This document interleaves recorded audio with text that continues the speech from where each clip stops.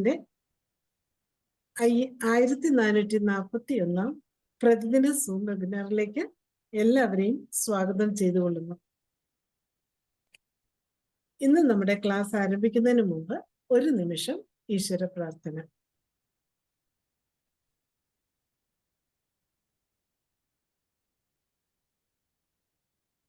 നന്ദി. ഇന്ന് നമ്മളുടെ അതിഥിയായി എത്തിയിരിക്കുന്നത് മറ്റാരുമല്ല, നമ്മളുടെ സ്വന്തം വൈസ് പ്രസിഡന്റ്, IFPHന്റെ vice president doctor Shaji Varghese Kudiyar സാറാണ്. എല്ലാവർക്കും സുപരിചിതനാണ്. കോവിഡ് കാലം മുതൽ ഹോമിയോപ്പതി ശാസ്ത്രത്തിന്റെ ഉന്നമനത്തിനായി ബോധവൽക്കരണങ്ങൾ നൽകുകയും ഹോമിയോപ്പതി ശാസ്ത്രത്തിനെതിരായി നടക്കുന്ന അന്താരാഷ്ട്ര നീക്കങ്ങളെ കുറിച്ച് നമ്മെ ബോധ്യപ്പെടുത്തുകയും ചെയ്തുകൊണ്ടിരിക്കുകയാണ്. അതുപോലെ തന്നെ കേരളത്തിലെ ഹോമിയോപ്പതി ഡോക്ടർമാരെ പ്രതികരണത്തിനുള്ള ശക്തരാക്കുകയും ചെയ്യുന്നതിൽ ഷാജി കുടിയാർ ഡോക്ടർക്ക് നല്ല ഒരു പങ്കുണ്ട്. ഇന്ന് ഡോക്ടർ നമ്മളുടെ ഏറ്റവും പുതിയതായി വന്നിരിക്കുന്ന ഒരു നിയമത്തിനെ കുറിച്ചുള്ള കാര്യത്തെക്കുറിച്ചാണ് സംസാരിക്കുന്നത്. ഡോക്ടർക്ക് 31 വർഷത്തെ ചികിത്സാ പരിചയമാണുള്ളത്. പുതിയ അലോപ്പതി മരുന്നുകളും വാക്സിനുകളും ഇറക്കുമതി നിയമവും അതിലെ അപകടങ്ങളും എന്ന വിഷയത്തില് നമ്മളെ ബോധ്യപ്പെടുത്തുന്നതിന് വേണ്ടി ഷാജി വർഗീസ് കുടിയാർ ഡോക്ടറെ ആദരപൂർവം ഈ പ്ലാറ്റ്ഫോമിലേക്ക് സ്വാഗതം ചെയ്തുകൊള്ളുന്നു. നമസ്കാരം. നമ്മളിന്ന് നമ്മുടെ ഇന്ത്യയില് മെഡിക്കൽ ചികിത്സാ രംഗത്ത് നടക്കുന്ന അതിപ്രധാനപ്പെട്ട ചില നിയമത്തിന്റെ എക്സ്പ്ലോയിറ്റേറ്റീവ് സാധ്യതകളെ നമ്മൾ ബോധ്യപ്പെടുന്നതിനും അത് ജനങ്ങളെയും അധികാരികളെയും അറിയിക്കുന്നതിനും അതിന് ജനങ്ങളുടെ ഇടയിൽ പ്രചാരം നൽകി അത് തിരുത്താൻ സാധിക്കുന്ന വിധത്തിൽ ഒരു തിരുത്തൽ ശക്തിയായി മാറുന്നതിനും ഈ എക്സ്പ്ലോയിറ്റേഷൻ വീണ്ടും വീണ്ടും നടക്കാതെ കരുതലായി നമ്മൾ ഇരിക്കുന്നതിനുമുള്ള ഒരു ബോധവൽക്കരണത്തിന്റെ ഭാഗം.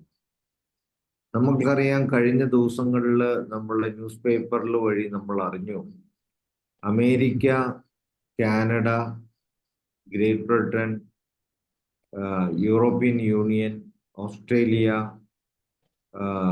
ജപ്പാൻ തുടങ്ങിയ രാജ്യങ്ങളിലെ ഗവൺമെന്റ് ഏജൻസീസ് ഏതെങ്കിലും മെഡിസിൻസോ വാക്സിൻസോ ആ രാജ്യത്തിന്റെ ഉപയോഗത്തിനെന്നുള്ള രൂപേണ അപ്രൂവ് ചെയ്തതാണെങ്കിൽ ഇന്ത്യയിൽ അതിന്റെ ഫർദർ ക്ലിനിക്കൽ ടെസ്റ്റിംഗ് നടത്താതെ ഓട്ടോമാറ്റിക് ആയിട്ട് ഇന്ത്യയുടെ ഡ്രഗ് അപ്രൂവൽ ഏജൻസി അപ്രൂവൽ കൊടുക്കുന്ന ഒരു പുതിയ നിയമസംഹിതയാണ് ഇതുവരെ കൊണ്ടുവന്നിരിക്കുന്നത്. ഇതിൻ്റെ അകത്ത് പലതരത്തിലുള്ള അപകടങ്ങൾ പതിയിരിക്കുന്നത്. ഒന്നാമത്തെ തന്നെ അപകടം പാശ്ചാത്യ രാജ്യങ്ങളുടെ ജീവിതശൈലിയും ശരീരഘടനയും സ്കിൻ കളർ ഉൾപ്പെടെയുള്ളതും അതുപോലെ തന്നെ അവരുടെ concept and attitude, cultural backgrounds ഇതെല്ലാം വ്യത്യാസമുണ്ട്. ഇത് അവിടെ പ്രൂവ് ചെയ്തത് അതേ രീതിയിൽ തന്നെ ആയിരിക്കത്തില്ല നമ്മുടെ സംസ്കാരത്തിലും വാല്യൂ സിസ്റ്റത്തിലും നമ്മുടെ റേഷ്യൽ ഡിഫറൻസസിലെല്ലാം ഉള്ള പ്രൂവിങ് അല്ലെങ്കിൽ അതിൻ്റെ എഫക്റ്റ് വരാൻ പോകുന്നു.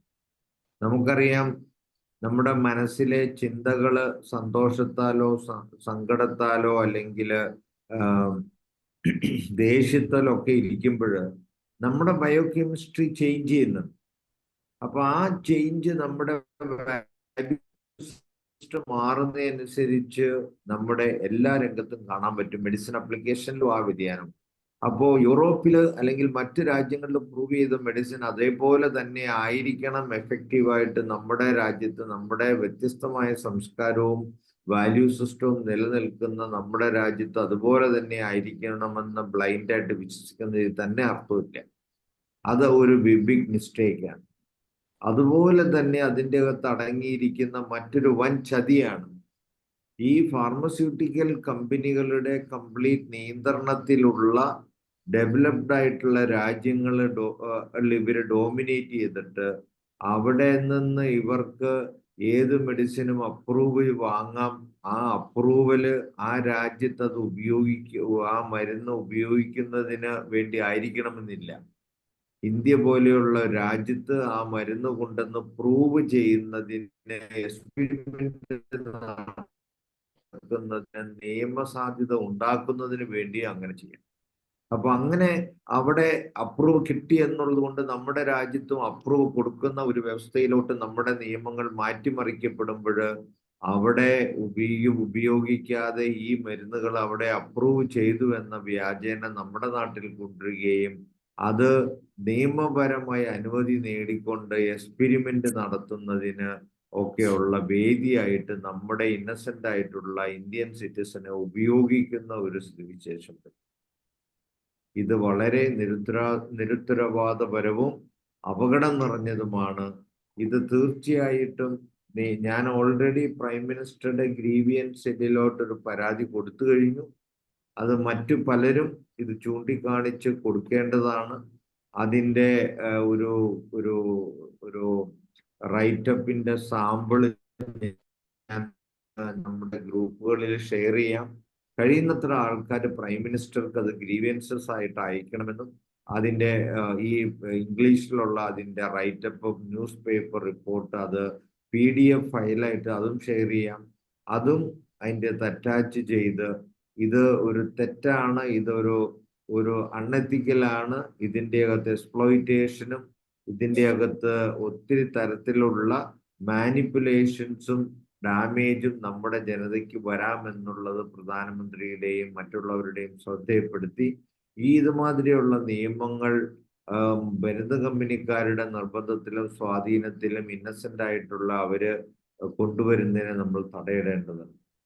അവര് പത്രമാധ്യമങ്ങളിലൂടെ കൊടുത്തിരിക്കുന്നത് എത്ര ഡിസെപ്റ്റീവ് ആയിട്ടാണെന്ന്, അല്ലെങ്കിൽ എത്ര നമ്മുടെ അടുത്ത് ഒരു പോസിറ്റീവ്, ഇനി വിദേശ രാജ്യങ്ങളിലെ മരുന്ന് വളരെ എളുപ്പമായിട്ട് നമുക്ക് ലഭ്യമാകും എന്നുള്ള രീതിയിലാണ് നമ്മുടെ അടുത്ത് അവതരിപ്പിക്കുന്നത്. അപ്പൊ എത്ര ഡിസെപ്റ്റീവ് ആയിട്ടാണ് അവർ പറയുന്നത്. പക്ഷെ ഇതിനകത്ത് പ്രധാനപ്പെട്ട ഒരു കാര്യം പ്രത്യേകം എടുത്ത് പറയുന്നുണ്ട്. എന്താന്ന് വെച്ചിട്ടുണ്ടെങ്കിൽ DNA പോലെയുള്ള mRNA ടെക്നോളജി പോലെയുള്ള ന്യൂ ജനറേഷൻ മെഡിസിൻസിന് അതിന് വളരെ പ്രാധാന്യമുണ്ട്. അതായത് അവിടെ ഉൽപ്പാദിപ്പിച്ച ഉടനെ തന്നെ നമ്മുടെ രാജ്യത്ത് ലഭ്യമാകുന്നതാണ്. നമുക്കറിയാം mRNA പോലെയുള്ള ന്യൂ ജനറേഷൻ വാക്സിൻസ് ഒന്നും ലോക ചരിത്രത്തിലെ കോവിഡ് വരെ ഇതുവരെ വാക്സിനായിട്ട് ഒരിക്കൽ പോലും ഉപയോഗിക്കാത്തതാണ്. കോവിഡ് വന്നതിന് ശേഷം അവർ ഡെവലപ്പ് ചെയ്തു, അല്ലെങ്കിൽ അങ്ങനെയുള്ള വാക്സിൻസ് കംപ്ലീറ്റ് ആയിട്ട് പ്രൂവിങ് പോലും നടന്ന് അത് എഫക്റ്റീവ് ആണെന്ന് പോലും ബോധ്യപ്പെടാതെ അത് വലിയൊരു ക്രൈസിസ് സിറ്റുവേഷൻ ആണ്, വേറെ ആർക്കും ഒന്നും ചെയ്യാനില്ല എന്ന് വരുത്തി തീർത്ത് ഹോമിയോപ്പതി പോലെയുള്ള ചികിത്സാ ശാസ്ത്രങ്ങളിൽ നമ്മുടെ central council of research in homeopathy 99.3% effective ആണെന്ന് അന്നത്തെ കാലത്ത് നമ്മുടെ ആഴ്സനിക് ആൽബം പ്രൂവ് ചെയ്ത റിപ്പോർട്ട് ഉണ്ടായിട്ട് പോലും ആ റിപ്പോർട്ട് ഒന്നും പബ്ലിഷ് ചെയ്യാതെ ഇവരുടെ മരുന്ന് മാത്രമേ, ഈ അൺപ്രൂവൺ ആയിട്ടുള്ള വാക്സിൻ മാത്രമേ ലോകത്ത് അവൈലബിൾ ആയിട്ടുള്ളൂ എന്ന തെറ്റിദ്ധരിപ്പിക്കൽ മൂലം എമർജൻസി യൂസ് ഓതറൈസേഷന് അത് അലോ ചെയ്തു. അതേ രീതിയിൽ തന്നെ നമ്മുടെ ആഴ്സനിക് ആൽബം വേണമെങ്കിൽ അപ്രൂവ് ചെയ്യായിരുന്നു, പക്ഷെ അത് ചെയ്തില്ല.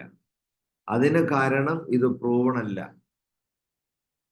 അപ്പൊ 99.3% എഫക്റ്റീവ് ആണെന്ന് നമ്മുടെ central council of research in homeopathy prove ചെയ്ത മെഡിസിന്റെ റിസർച്ച് റിപ്പോർട്ട് പബ്ലിഷ് ചെയ്യാൻ അനുവദിക്കാതെ ഇവരുടെ ഒരിക്കൽ പോലും ടെസ്റ്റ് ചെയ്യാത്തതും പ്രൂവ് ചെയ്യാത്തതും ഒരിക്കൽ പോലും ഹിസ്റ്ററിയിൽ ഉപയോഗിക്കാത്തതുമായ പുതിയ ടെക്നോളജി വാക്സിൻ എന്നുള്ള വ്യാജേന അതിന്റെ ഇൻഗ്രീഡിയൻസ് പോലും പൂർണ്ണമായിട്ട് ഡിസ്ക്ലോസ് ചെയ്യാതെ ലോകം മൊത്തം മാൻഡേറ്ററി ആയിട്ട് ഉപയോഗിക്കുകയും അതിൻ്റെ അനന്തരഫലങ്ങൾ നമ്മുടെ സഹോദരങ്ങളായ ലോകത്തെമ്പാടുമുള്ള മനുഷ്യജനത അനുഭവിക്കുകയും ചെയ്യുന്നത് നമ്മളെല്ലാം കണ്ടുകൊണ്ടിരിക്കുകയാണ്. അപ്പോൾ ഇതുപോലെയുള്ള കാലഘട്ടത്തിലൂടെ കടന്നു പോകുമ്പോൾ നമ്മൾക്ക് ഹോമിയോ ഡോക്ടർ ആണെങ്കിൽ പോലും ഇതൊക്കെ എളുപ്പം മനസ്സിലാക്കാനും സാധിക്കുന്ന നമ്മൾ അതിൻ്റെ വരുംവരായികളെ തിരിച്ചറിയുകയും നമ്മുടെ ഇന്നസെന്റ് ആയിട്ടുള്ള സഹോദരങ്ങളെ ബോധ്യപ്പെടുത്താനുള്ള ധാർമ്മികമായ ഉത്തരവാദിത്വം നമ്മൾ, ആ ധാർമ്മികത നമ്മൾ മനസ്സിലാക്കി അത് നമ്മുടെ കൂടെയുള്ള മറ്റു മനുഷ്യരോടും ഡോക്ടർമാരോടൊക്കെ പകർന്നു കൊടുത്ത് അവരെയും കൂടെ ഇതിന് പ്രാപ്തരാക്കി പൊതുജനസമക്ഷം നമ്മുടെ ക്ലിനിക്കുകളിലൂടെയും നമ്മുടെ പറ്റുന്ന എല്ലാ രീതിയിലും ബോധ്യപ്പെടുത്തി, നമ്മൾ കാണുന്ന അധികാരികളെ എല്ലാം ബോധ്യപ്പെടുത്തി, നമ്മുടെ സഹോദരങ്ങൾക്ക് ലോകത്തെവിടെയുള്ളവരായിക്കോട്ടെ ഇതുമാതിരിയുള്ള ഒരു എത്തിക്സും ഇല്ലാത്ത, ധാർമ്മികതയും ഇല്ലാത്ത സ്വന്തം മനുഷ്യ സഹജീവിയെ ഒരു മനുഷ്യത്വപരമല്ലാതെ വെറും ഒരു ബിസിനസ് മൈൻഡിനോടെ മാത്രം കാണുന്ന ക്രൂരമായ നികൃഷ്ടമായ ഈ ലോകത്തെ കൺട്രോൾ ചെയ്യുന്ന ശക്തികളെ നമ്മൾ ലോകസമക്ഷം അവതരിപ്പിക്കുക, അവരുടെ ഈ ഡെബിളിഷ് ആയിട്ടുള്ള അല്ലെങ്കിൽ ഈ സാത്താനിക്കായിട്ടുള്ള അല്ലെങ്കിൽ ഇതുപോലെയുള്ള അധാർമികമായ പ്രവൃത്തികൾക്ക് തടയിടേണ്ടത്. ആ ഒരു ബോധവൽക്കരണത്തിന്റെ ഭാഗമായിട്ടാണ് ഈ വിഷയം നമ്മുടെ IOPHന്റെ പ്ലാറ്റ്ഫോമിൽ ചർച്ച ചെയ്യണമെന്ന് ആഗ്രഹിച്ചതെന്ന് നിങ്ങളുടെ മുന്നിൽ അവതരിപ്പിച്ച് ഇതേക്കുറിച്ചൊരു ബോധവൽക്കരണം നടത്താനും ഞാൻ ആഗ്രഹിച്ചു. അപ്പൊ അതിന്റെ ഭാഗമായിട്ടാണ് ഇന്ന് ഈ ചർച്ച നടക്കുന്നത്. ഇതേക്കുറിച്ച് മറ്റെല്ലാവർക്കും പറയാനുള്ള അഭിപ്രായവും കൂടി കേൾക്കാനും കൂടി എനിക്ക് ആഗ്രഹമുണ്ട്. നിങ്ങൾ ഈ ചർച്ചയെക്കുറിച്ചും ഇതിന്റെ മറ്റെല്ലാ അധാർമിക വശങ്ങളെ കുറിച്ചും നിങ്ങൾക്കുള്ള അറിവും നിങ്ങൾക്കുള്ള ഉത്കണ്ഠയും അല്ലെങ്കിൽ നിങ്ങളുടെ ഒരു പോയിന്റ് ഓഫ് വ്യൂ പെർസ്പെക്റ്റീവ് എന്നോടും മറ്റ് ഇതുവരെ സംബന്ധിക്കുന്ന എല്ലാവരോടും ഷെയർ ചെയ്യണമെന്ന് വിനീതമായിട്ട് അഭ്യർത്ഥിക്കുകയാണ്. അപ്പോൾ ഈ ചർച്ചയിൽ പങ്കെടുക്കുന്നതിനൂടെ വന്ന് എല്ലാവരെയും സ്വാഗതം ചെയ്യുന്നതോടൊപ്പം നിങ്ങൾ ഓരോരുത്തരായിട്ട് കൈ ഉയർത്തി നിങ്ങളുടേതായ അഭിപ്രായങ്ങൾ പറയുന്നതിനും അത് ഒരുപക്ഷെ ഞാൻ എൻ്റെ ഒരു അഭിപ്രായം എനിക്ക് ബോധ്യപ്പെട്ടത് പറഞ്ഞു, ഇതുപോലെ മറ്റു പലർക്കും മറ്റു പല കാര്യങ്ങളും ഇതുമായിട്ട് ബന്ധപ്പെടാതെ അധാർമികമായി നടക്കുന്ന കാര്യങ്ങൾ ഉൾപ്പെടെയുള്ളത് പറയാനുള്ള ഒരു വേദിയായിട്ടും അത് നമ്മുടെ ഒക്കെ ശ്രദ്ധയിൽ കൊണ്ടുവരുന്നതിനും നമുക്ക് കളക്റ്റീവായിട്ട് ഈ മെഡിക്കൽ ചികിത്സ പണ്ടത്തെ പോലെ തന്നെ രോഗികളെ ദൈവതുല്യരായി കണ്ടിരുന്ന ഡോക്ടർമാര് ഇന്ന് അതിൽ നിന്നൊക്കെ വളരെ മാറ്റപ്പെട്ടു. ഈ ലോക കമ്പോള വ്യവസ്ഥയുടെ ഭാഗമായിട്ട് അത് ഒരു ധാർമ്മികതയിലോട്ട് മനുഷ്യനന്മയെ കണക്കാക്കി തിരിച്ചു കൊണ്ടുവരുന്നതിനുള്ള ഒരു ശ്രമത്തിന്റെ ഭാഗമായിട്ട് കൂടി നമ്മളിത് ചെയ്യേണ്ടതുണ്ട്. അപ്പോ ആ രീതിയിലുള്ള എല്ലാ അഭിപ്രായ പ്രകടനങ്ങളും ഈ കേൾവിക്കാരായ അല്ലെങ്കിൽ ഈ ചർച്ചയിൽ പങ്കെടുക്കേണ്ട നമ്മളെല്ലാവരും ഒത്തൊരുമയോടെ ഇവിടെ ഷെയർ ചെയ്യുക. നമുക്കെല്ലാം അങ്ങോട്ടും ഇങ്ങോട്ടും ഇതുപോലെയുള്ള ചർച്ചകൾ വഴി പ്രചോദനം ലഭിക്കാൻ ഈ ചർച്ച ഉപകരിക്കട്ടെ എന്ന് ആശംസിച്ചുകൊണ്ട് ഓപ്പൺ ഫോറത്തിലോട്ട് മറിയാമ്മ ഡോക്ടറെ ക്ഷണിക്കുകയാണ്. അത് മറ്റുള്ളവർക്ക് അഭിപ്രായം പറയാനുള്ളവർക്ക് ഒരു വേദിയായിട്ട് ഇതിനെ ഉപയോഗപ്പെടുത്തുക. Thank you. നന്ദി ഡോക്ടറെ. ഡോക്ടർ പറഞ്ഞതുപോലെ ഈ ചർച്ചയിൽ പങ്കെടുക്കാൻ ആഗ്രഹിക്കുന്നവര് ഹാൻഡ് റൈസ് ചെയ്താൽ സംസാരിക്കാവുന്നതാണ്. അത് ഈ ഒരു ന്യൂസ് വന്നതിൽ ഒരു പ്രത്യേകമായ ഒരു കോളമായിട്ട് കൊടുത്തിട്ടുണ്ട്. ഡെങ്കിപ്പനി വാക്സിൻ അന്തിമഘട്ടത്തിലേക്ക്. ഡെങ്കിപ്പനിക്കെതിരെ വികസിപ്പിച്ച വിവിധ വാക്സിനുകളുടെ ക്ലിനിക്കൽ ട്രയൽ അന്തിമഘട്ടത്തിലേക്ക്. ട്രയൽ ഡേറ്റ വിവരങ്ങളിൽ വിദഗ്ധ സമിതി സംതൃപ്തി അറിയിച്ചാൽ വാക്സിനുകൾക്ക് ഇന്ത്യയുടെ ഡ്രഗ് കൺട്രോളർ ജനറൽ അനുമതി നൽകും. അങ്ങനെയെങ്കിൽ അടുത്ത വർഷത്തോടെ ഡെങ്കിപ്പനിക്കെതിരായ വാക്സിനുകൾ കുത്തിവെപ്പ് പദ്ധതിയുടെ ഭാഗമാക്കാനാണ് ആരോഗ്യ മന്ത്രാലയം ആലോചിക്കുന്നത്. അപ്പൊ ഇനി കുട്ടികൾക്കൊക്കെ 25 വാക്സിൻ ഓൾറെഡി ഉണ്ട്, ഒരെണ്ണം കൂടെ കൂടാൻ പോകുന്നു എന്നുള്ളതാണ് കാണുന്നത് ഇതില്. ഈ ഡെങ്കിപ്പനിയെ കുറിച്ച് ഡോക്ടർ പറഞ്ഞ നന്നായി. ഫിലിപ്പീൻസിൽ ഞാൻ പ്രാക്ടീസ് ചെയ്യുന്നിടത്ത്, ഞാൻ ഇന്ത്യയിലാണുള്ളത്, പക്ഷെ ഫിലിപ്പീൻസില് ഡെങ്വാക്സിയ എന്ന് പറഞ്ഞ ഒരു വാക്സിൻ കൊണ്ടുവന്ന് പല കുട്ടികൾക്കും ആ വാക്സിൻ എടുത്തതിന് ശേഷം മരണം വരെ സംഭവിച്ച് ആ വാക്സിനെതിരെ അതിന്റെ കമ്പനിക്കുമെതിരെ ഫിലിപ്പീൻ ഗവൺമെന്റ് തന്നെ നേരിട്ട് നിയമ നടപടിയിലോട്ട് നീങ്ങിയ ചരിത്രമുള്ളതാണ്. അപ്പൊ അത് അന്നിന് ശേഷം അവിടെ ഒന്ന് തൽക്കാലം നിർത്തിവെച്ചിട്ട് അത് മറ്റു രാജ്യങ്ങളിലും കൂടെ അപ്ലൈ ചെയ്യുന്നതിനുള്ള ഒരു ഗൂഢതന്ത്രമാണ് നടന്നത്. ഇപ്പൊ നമ്മൾ international forum for promoting homeopathy തുടങ്ങിയതിന് ശേഷം മറ്റു പല രാജ്യങ്ങളൊക്കെ ആയിട്ട് നമുക്ക് കമ്മ്യൂണിക്കേഷൻ വന്നപ്പോഴാണ് ഓരോ രാജ്യത്തും ഒരു ഇന്റർ കണക്ടിവിറ്റി വന്നപ്പോഴാണ് ഓരോ രാജ്യത്തും ഈ ഹോമിയോപ്പതിക്കെതിരെ നടത്തുന്ന മാഫിയ സപ്രസീവും അതുപോലെ തന്നെ മറ്റു രാജ്യങ്ങളിലൊക്കെയുള്ള ഓരോ കാര്യങ്ങൾ നമുക്ക് ബോധ്യപ്പെട്ടുകൊണ്ടിരിക്കുന്നത്. ഈ ബോധ്യപ്പെടല് നമുക്ക് ഒരു രാജ്യത്തിന്റെ പോരായിക മറ്റു രാജ്യങ്ങളിലൊക്കെ നമ്മൾ കണ്ടെത്തി നമ്മൾ ഇത് ഒരു കളക്റ്റീവായിട്ടുള്ള ഓർഗനൈസ്ഡ് ആയിട്ടുള്ള ഒരു എഫേർട്ട് എടുത്ത് ഇതുമാതിരി പല ഭാഗങ്ങളിലും നടക്കുന്ന ചൂഷണങ്ങളെ പ്രതിരോധിക്കാനായിട്ട് നമ്മൾ ഉപയോഗിക്കേണ്ടതുണ്ട്. അപ്പൊ ഈ ഡെങ്കു വാക്സിൻ എന്ന് പറഞ്ഞ ഡെങ്കിപ്പനിക്കെതിരെയുള്ള വാക്സിൻ ഫിലിപ്പീൻസിൽ ഒത്തിരി കുട്ടികളെ കൊന്നിട്ടുള്ള ഇതാണ്. അത് ഇവിടെ ഫിലിപ്പീൻസിൽ നിരോധിക്കുകയും അതുണ്ടാക്കുന്ന കമ്പനിക്കെതിരെ ഗവൺമെന്റ് തന്നെ കേസ് കൊടുക്കുകയും ചെയ്താണെന്ന് ഞാൻ ഈ അവസരത്തിൽ ഓർക്കുകയാണ്.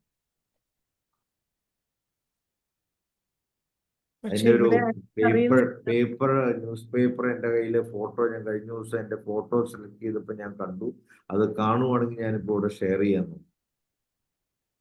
ഇപ്പൊ ഞാൻ ഈ പറഞ്ഞ ന്യൂസിന്റെ വർഷങ്ങൾക്ക് മുമ്പ് നടന്നതാണ്. അപ്പൊ ഇന്നലത്തെ ന്യൂസിൽ നമുക്ക് വന്നിരിക്കുന്നത് USA, UK, Japan, Australia, Canada, European union എന്നിവിടങ്ങളിൽ അനുമതി കിട്ടിയ മരുന്നുകളാണെങ്കിൽ അവയുടെ വിതരണത്തിനും വിൽപ്പനയ്ക്കും ഇന്ത്യയിൽ ഇനി പ്രത്യേക ക്ലിനിക്കൽ ട്രയൽ ആവശ്യമില്ല എന്ന്. അപ്പൊ അത് നേരിട്ടിങ്ങ് കൊണ്ടുവരുമല്ലേ? അതെ, അതാണ് പറഞ്ഞേ.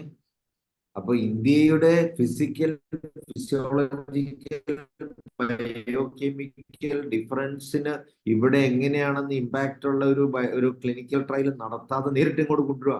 അപ്പൊ അതിൻ്റെ അകത്ത് ചതി എന്നാന്ന് വെച്ചിട്ടുണ്ടെങ്കിൽ ഈ പറഞ്ഞ മരുന്നുകൾ പുതിയതൊക്കെ അവിടെ അപ്രൂവ് ചെയ്യാന്ന് പറയണത് ലീഗലായിട്ട് അങ്ങ് ചെയ്യണമെന്നേ ഉള്ളൂ. അവിടെ ഉപയോഗിക്കുന്നുണ്ടാകത്തില്ല. അവിടെ ദൂഷ്യം വന്നാൽ അവിടേക്ക് നിയമ നടപടികൾ ഉണ്ടാവുന്നുള്ളതുകൊണ്ട് തേർഡ് വേൾഡ് കൺട്രീസിലോട്ട് ഇതുമാതിരിയുള്ള ഷോർട്ട് കട്ട് നിയമങ്ങൾ രാജ്യങ്ങളെ കൊണ്ട് ഉണ്ടാക്കിച്ച് അവര് അവിടെ അവര് ഇതുമാതിരി ഉള്ളത് അടിച്ചേൽപ്പിക്കും. അപ്പൊ ഇതുമാതിരിയുള്ള പല അന്താരാഷ്ട്ര കളികളും ഇപ്പൊ തന്നെ നമ്മുടെ അയൽവാസി രാജ്യമായ ബംഗ്ലാദേശിലെ പ്രൈം മിനിസ്റ്റർ അവിടുത്തെ ഒരു പ്രക്ഷോഭം മൂലം നാട് വിട്ട പ്രൈം മിനിസ്റ്റർ ഇപ്പൊ ഒരു അലിഗേഷൻ നടത്തിയിട്ടുണ്ട് അമേരിക്കക്കെതിരെ. അവിടെ തൊട്ട് താഴെയുള്ള ഒരു ഐലൻഡ് ഉണ്ട്, സെന്റ് മാർട്ടിൻ ഐലൻഡ്. അത് അവർക്ക് വിട്ടു കൊടുക്കണമെന്ന് ആവശ്യപ്പെട്ട് കൊടുക്കാതിരുന്നത് കൊണ്ടാണ് ഈ പ്രക്ഷോഭം സംഘടിപ്പിച്ചത്. ഇതുമാതിരിയുള്ള സീക്രട്ട് ആയിട്ടുള്ള പല കാര്യങ്ങളുണ്ട്. വെളിയിൽ പറയുന്നതായിരിക്കും അതിന്റെ റിയൽ റീസൺ. അപ്പൊ ഇതുമാതിരി ഞാനിപ്പോ ഉദാഹരണം പറഞ്ഞെന്ന് മാത്രമേ ഉള്ളൂ. നമുക്ക് തൊട്ട് മുമ്പ് നടന്ന കാര്യങ്ങളാണ്. അപ്പൊ ഇതുമാതിരിയുള്ള പല കാര്യങ്ങളും വെളിയിൽ വരുന്നതല്ല റിയൽ ആയിട്ടുള്ള അതിന്റെ അതിന്റെ ഉള്ളിലും മറ്റു പല കാര്യങ്ങളും കാണും. അപ്പൊ ഇതുമാതിരിയുള്ള ഇപ്പൊ ഡെങ്കു വാക്സിയുടെ കാര്യം ഞാൻ പറഞ്ഞു, അതുപോലെയുള്ള മറ്റു പല കാര്യങ്ങളും ഉണ്ട്. അപ്പൊ ഈ കുത്തക ശക്തികള് അവര് ഒരു കൈൻഡ് ഓഫ് ഡിസപ്ഷൻ ആണ് ലോകത്ത് നടക്കുന്നത്. ആ ഒരു അൺഎത്തിക്കലായിട്ടുള്ള ഒരു സിസ്റ്റത്തെ നമ്മള് ധാർമ്മികതയുടെ പേരില് പൊളിച്ചെഴുതേണ്ടതുണ്ട്. കേരളീയരും ഇന്ത്യക്കാരുമായ നമുക്ക് അതിൻ്റെ അകത്ത് ലോകത്തൊരു നേതൃത്വം കൊടുക്കാനുണ്ട്. IFPH കേരള മണ്ണിൽ നിന്ന് ഉത്ഭവിച്ച് ലോകത്തിന്റെ വെളിച്ചമായി മാറിക്കൊണ്ടിരിക്കുന്ന ഒരു അന്താരാഷ്ട്ര സംഘടനയായി മാറിക്കൊണ്ടിരിക്കുകയാണ്. നമുക്ക് അതിന് എന്തൊക്കെ ചെയ്യാൻ പറ്റുമെന്ന് കൂടി ഈ ചർച്ചയിൽ മനസ്സിലാക്കണം. അതുപോലെയുള്ള ഒരു ലീഡർഷിപ്പിലോട്ട് നമുക്ക് ലോകത്തിലെ ഹോമിയോപ്പതി ഒക്കെ മാറ്റിയെടുക്കേണ്ടതുണ്ട്. ചികിത്സ മെഡിക്കൽ രംഗത്തെ മാറ്റിയെടുക്കേണ്ടതുണ്ട്. അത് ലോകത്തുള്ള മനുഷ്യരുടെ ആരോഗ്യത്തിലുള്ള നിലനിൽപ്പിന് തന്നെ, ചൂഷണരഹിതമായ നിലനിൽപ്പിന് തന്നെ ആവശ്യമാണ്. അതുകൊണ്ടാണ് നമ്മൾ ഇതേക്കുറിച്ചൊക്കെ ചർച്ച ചെയ്യുന്നതിനും ബോധ്യപ്പെടുന്നതിനും ഒരു ചർച്ച തന്നെ സംഘടിപ്പിച്ചത്. നമ്മുടെ സലീം കുമാർ ഡോക്ടർ വന്നിട്ട്. സലീം കുമാർ ഡോക്ടറെ അൺമ്യൂട്ട് ചെയ്യാം.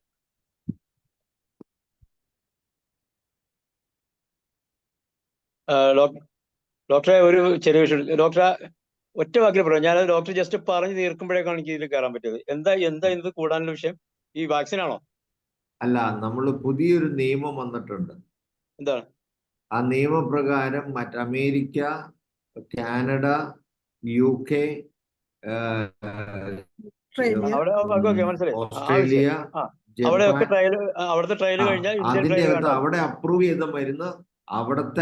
ചെയ്ത മരുന്ന് നമുക്ക് ഇവിടത്തെ ക്ലിനിക്കൽ ട്രയൽ ഇല്ലാണ്ട് ഇവിടെ നേരിട്ട് വിൽക്കാനുള്ള പെർമിറ്റ് അതാണെന്ന് എനിക്ക് സംശയം. അതുകൊണ്ടാണ് ചോദിച്ചത്. അപ്പൊ ഞാൻ പറഞ്ഞു വരുന്നത് അതിന്റെ ഒപ്പം ചേർത്ത് വെച്ച് വായിക്കേണ്ട കാര്യങ്ങൾ ചേർക്കണം. കാരണം എന്ന് പറഞ്ഞാല് ഇപ്പൊ ഗൂഗിളില് ആർട്ടിഫിഷ്യൽ ഇന്റലിജൻസിന്റെ രീതിയിൽ കയറി കഴിഞ്ഞിട്ട് നമ്മൾ ഇടുന്ന വാട്സാപ്പ് മെസ്സേജുകൾ ഉൾപ്പെടെയുള്ളതിൽ വായിച്ചു നോക്കിയിട്ട് അതില് കുഴപ്പമുള്ളതാണെങ്കിൽ ഓട്ടോമാറ്റിക് ഡിലീറ്റ് ചെയ്യും, നമ്മളുടെ അക്കൗണ്ടിൽ ഇപ്പോൾ ഫ്രീസ് ആവുകയും ചെയ്യുന്ന ഒരു മെത്തേഡ് വന്നിട്ടുണ്ട്. അതിൽ നാളെ ഒരു പക്ഷേ ഷാജി ഡോക്ടറും ഞാനും ഒക്കെ ഇടുന്ന പല മെസ്സേജുകളും ബ്ലോക്കായി പോവുകയും നമ്മൾക്ക് ഇനി വാട്സാപ്പിൽ കയറാൻ പറ്റാണ്ടായി വരാൻ സാധ്യതയുണ്ട്. ചിലപ്പോൾ ഈ വാക്സിനേഷനെതിരായിട്ടുള്ള സാധനങ്ങൾ ഉൾപ്പെടെ ഈ വാട്സാപ്പ് കമ്പനി ചിലപ്പോൾ ബ്ലോക്ക് ചെയ്യാൻ സാധ്യതയുണ്ടെന്ന് എനിക്ക് തോന്നുന്നു. ഇല്ല, എന്നെ 127 ദിവസം ബ്ലോക്ക് ചെയ്തതാ. വാട്സാപ്പ് ഹോമിയോപ്പതി COVID-19 ഫലപ്രദമാണെന്ന് നമ്മുടെ പഴയ റൈറ്റപ്പിൽ ഓട്ടോമാറ്റിക് ആയിട്ട് വരുമായിരുന്നു. അപ്പൊ ഞാൻ ഈ റൈറ്റപ്പ് അന്ന് IUPHന്റെ സൂം മീറ്റിങ്ങുകളുടെ തുടക്കത്തിൽ എല്ലാ ദിവസവും നമ്മുടെ ഫേസ്ബുക്കിലൊക്കെ ഷെയർ ചെയ്യായിരുന്നു. ആ ഷെയർ ചെയ്യുന്നതിന്റെ അകത്ത് അങ്ങനെ ഒരു സെന്റൻസ് ഉണ്ടായിരുന്നു, IUPH നമ്മുടെ homeopathy is one of the best for prevention, treatment and rehabilitation of covid patients. അല്ല, അതിനേക്കാളും ക്രിമിനൽ ആണല്ലോ വാക്സിനേഷൻ കുഴപ്പമെന്ന് പറഞ്ഞു. അതെ, അവരെ കാണില്ലേ? അപ്പൊ ഇനിയിപ്പോ അല്ല, നമ്മൾ ഞാൻ ഇത് പറഞ്ഞിട്ട് എന്നെ ബ്ലോക്ക് ചെയ്തു. അപ്പൊ എനിക്കും അത് മനസ്സിലായില്ല. നാളുകൾ കഴിഞ്ഞ അപ്പൊ ആദ്യം 3 ദിവസം ബ്ലോക്ക് ചെയ്തു. അത് കഴിഞ്ഞപ്പോ എനിക്ക് മനസ്സിലായില്ല എന്താ കാര്യം. അത് കഴിഞ്ഞ് വീണ്ടും പോസ്റ്റ് ചെയ്തപ്പോ 4 ദിവസം ബ്ലോക്ക് ചെയ്തു. അപ്പോഴും കാര്യം മനസ്സിലായില്ല. പിന്നെ അത് കഴിഞ്ഞ് വീണ്ടും പോസ്റ്റ് ചെയ്തപ്പോ 30 ദിവസം ബ്ലോക്ക് ചെയ്തു. അങ്ങനെ കുറച്ചു പ്രാവശ്യം കഴിഞ്ഞപ്പോഴാണ് നമുക്ക് തന്നെ ഇത് ബോധ്യപ്പെട്ടു വന്നത് എന്താ കാര്യം എന്നുള്ളത്. സാറേ, ഞാൻ ഇപ്പൊ എന്റെ ഒരു വിഷയം, ഈ വിഷയം നമ്മൾ ചർച്ച ചെയ്യാൻ പറയുന്നതിനൊപ്പം തന്നെ നമ്മൾ വേറൊരു കാര്യം സീരിയസ് ഞാൻ വിചാരിച്ച അതെങ്ങാനാണെന്ന് ഞാൻ മനോജ് ഡോക്ടറെ അറിയിച്ചിരുന്നു. കാരണം കഴിഞ്ഞ 2-3 വർഷമായിട്ട് കേരളത്തിലെ മരുന്ന് കമ്പനികൾ നഷ്ടത്തിലേക്ക് പോയിക്കൊണ്ടിരിക്കുകയാണ്. അതായത് പലരുടെയും വിൽപ്പന 30% മേളിൽ കുറഞ്ഞു തുടങ്ങി. 20% മിനിമം കുറവുണ്ട്, 30% വരെ കുറഞ്ഞ കമ്പനികളുണ്ട്, ഒട്ടുമിക്ക കമ്പനികളും. ചിലരൊക്കെ അവരുടെ മാനേജർമാരെയും റപ്പുമാരെയും ഒക്കെ പിരിച്ചുവിട്ടു. അപ്പൊ ഇത് ഒരു ഗുരുതരമായ ഒരു അവസ്ഥയിലേക്ക് ഹോമിയോപ്പതി പോവുകയാണ്. ഇപ്പൊ ഈ ഡെങ്കിപ്പനി വന്നിട്ട് എറണാകുളത്തൊക്കെ തന്നെ അറിഞ്ഞാലും നേരത്തെ ഹോമിയോപ്പതിയിൽ മരുന്നുണ്ടെന്ന് അറിയാമായിരുന്നു ജനങ്ങളൊക്കെ, അത് മറന്നുപോയി. ഇപ്പൊ കൂട്ടമായിട്ട് ഒരു കൂട്ടുകുടുംബത്തിലെ 10-20 പേരടങ്ങുന്ന ഫാമിലി ഒന്നിച്ചു പോയി അമൃത ഹോസ്പിറ്റലിൽ ഫിറ്റാവുന്നു. തൊട്ടടുത്ത് ഹോമിയോ ഡിസ്പെൻസറി ഉള്ള സ്ഥലവും കൂടിയാണ് ഗവൺമെന്റിന്റെ. അപ്പൊ ഇത് ഇങ്ങനെയൊക്കെ ഒരു അവസ്ഥയിൽ ഇപ്പൊ പണ്ട് ഒരു കാലത്ത് ISK ജനങ്ങളുടെ ഇടയിൽ മെഡിക്കൽ ക്യാമ്പൊക്കെ നടത്തി നല്ലൊരു പ്രചരണം ഉണ്ടായിരുന്നു. അത് ഇല്ലാതായി പോയതിന്റെയാണോ? അതുപോലെയുള്ളത് IHM നടത്തി കാണുമായിരിക്കും. ഇപ്പോ ജനങ്ങൾക്ക് എത്രയും പെട്ടെന്ന് നമ്മൾ ഹോമിയോപ്പതിയുടെ ഒരു പ്രചരണം വീണ്ടും ഏറ്റെടുത്തില്ലെങ്കിൽ ഇപ്പോ എനിക്ക് തോന്നുന്നു ഒരു 10 വർഷത്തിനുള്ളിൽ പഠിച്ചിറങ്ങിയിരിക്കുന്ന ആൾക്കാരൊക്കെ വേറെ പണി നോക്കണം എന്നുള്ള രീതിയിൽ നിൽക്കുകയാണ്. അപ്പൊ ഇത് നമ്മളിപ്പോ ഒരു വിഷയം പ്രശ്നകരമായ ഒരു അവസ്ഥയിലേക്കാണ് പോകുന്നത്. IFH തന്നെ ഇനിയിപ്പോ ഇതിന് വീണ്ടും മുമ്പിൽ നിന്ന് അതിൻ്റെ ഇടയ്ക്ക് ഈ വാക്സിനേഷന്റെ വിഷയവും ഈ വക കാര്യങ്ങളൊക്കെ എടുത്തുകൊണ്ട് നമ്മൾ വീണ്ടും ജനത്തിന് ബോധവൽക്കരിക്കേണ്ടി വരും എന്ന് തോന്നുന്നു. കാരണം ഇപ്പൊ ഞാൻ പേഴ്സണലായിട്ട് തന്നെ പറയാം, SBLന്റെ കേരളത്തിലെ 24 വർഷം ആയ മാനേജറുടെ ജോലി അവർ വേണ്ടെന്ന് വെച്ചു. അദ്ദേഹത്തിനോട് റിട്ടയർ പോകേണ്ടി വന്നു. കുഴപ്പമൊന്നും കാണിച്ചിട്ടല്ല, സെയിൽ കുറഞ്ഞപ്പോ കമ്പനിക്ക് പിടിച്ചു നിൽക്കാൻ പറ്റുന്നില്ല. അപ്പൊ ഞാൻ സിമിലിയുടെ അവരെ വിളിച്ചു ചോദിച്ചു, അവർക്ക് 30% അടുത്ത് കുറവുണ്ട്. ഏറ്റവും കൂടുതൽ സെയിലുള്ള സിമിലിയാണ്, 2ാം സ്ഥാനത്തേക്കുള്ള SBLാണ്. ഇവരൊക്കെ അപ്പൊ ബാക്കിയുള്ള കമ്പനികൾ എല്ലാം നഷ്ടത്തിലേക്ക് പോവുകയാണ് കേരളത്തിലെ സെയിൽസ്. ഇത് ഇത് ഇത് ഒരു അപകട സൂചനയായിട്ട് നമുക്ക് എടുത്തേ പറ്റും. തീർച്ചയായിട്ടും അത് വളരെ പ്രധാനപ്പെട്ട ഒരു പോയിന്റാണ്.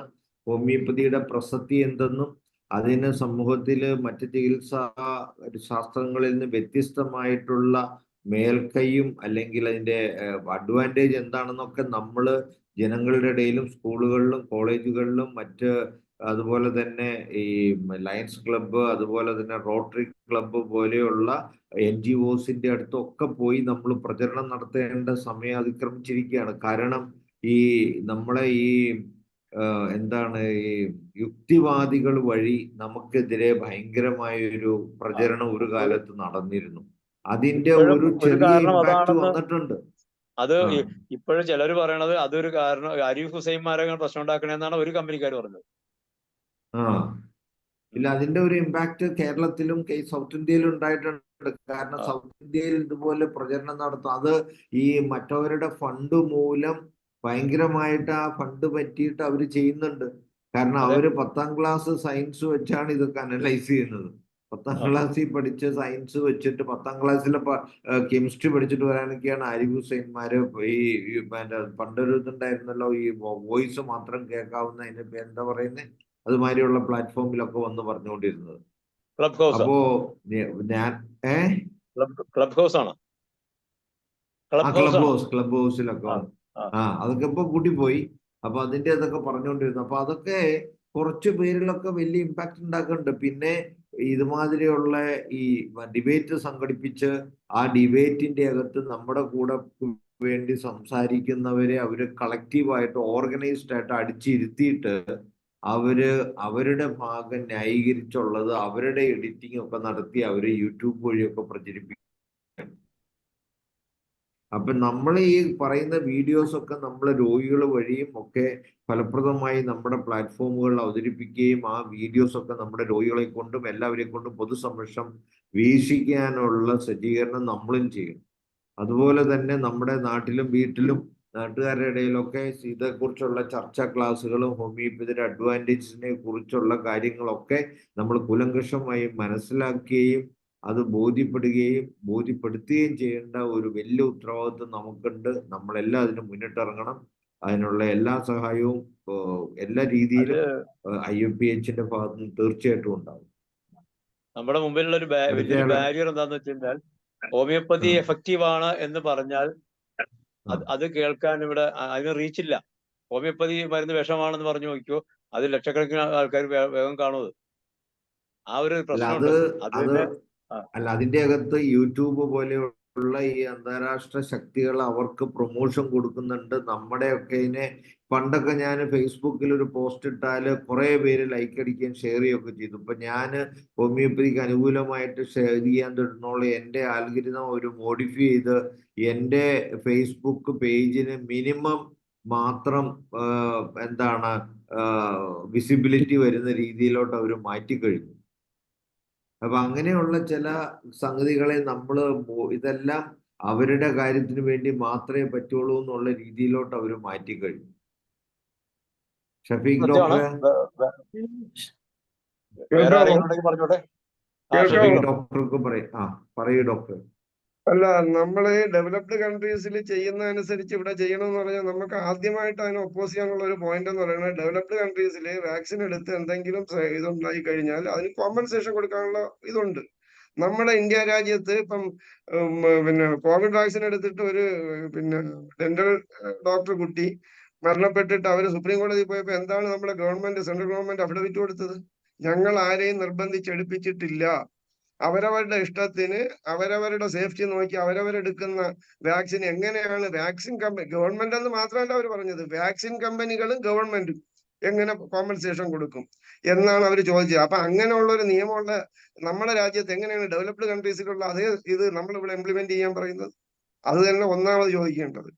പിന്നെ നമ്മൾ ഈ സോഷ്യൽ മീഡിയയിൽ ഇതൊക്കെ പറയുന്നല്ലോ, അവരിപ്പം ഹെൽത്ത് ഡിപ്പാർട്ട്മെന്റ് അതായത് അലോപ്പതിയുടെ ഡിപ്പാർട്ട്മെന്റിൽ നിന്ന് എന്തെല്ലാം പരസ്യങ്ങളാണ് കൊടുക്കുന്നത്. നമുക്കും ചെയ്യാം, ഡിപ്പാർട്ട്മെന്റ് തലത്തിലേക്ക് ചിലതൊക്കെ ചെയ്യാം. FM റേഡിയോയിലൊന്നും ഒരു ഇത് കൊടുക്കുന്നതിനൊന്നും വലിയ ചെലവുകളൊന്നും വരുമെന്ന് എനിക്ക് തോന്നുന്നില്ല.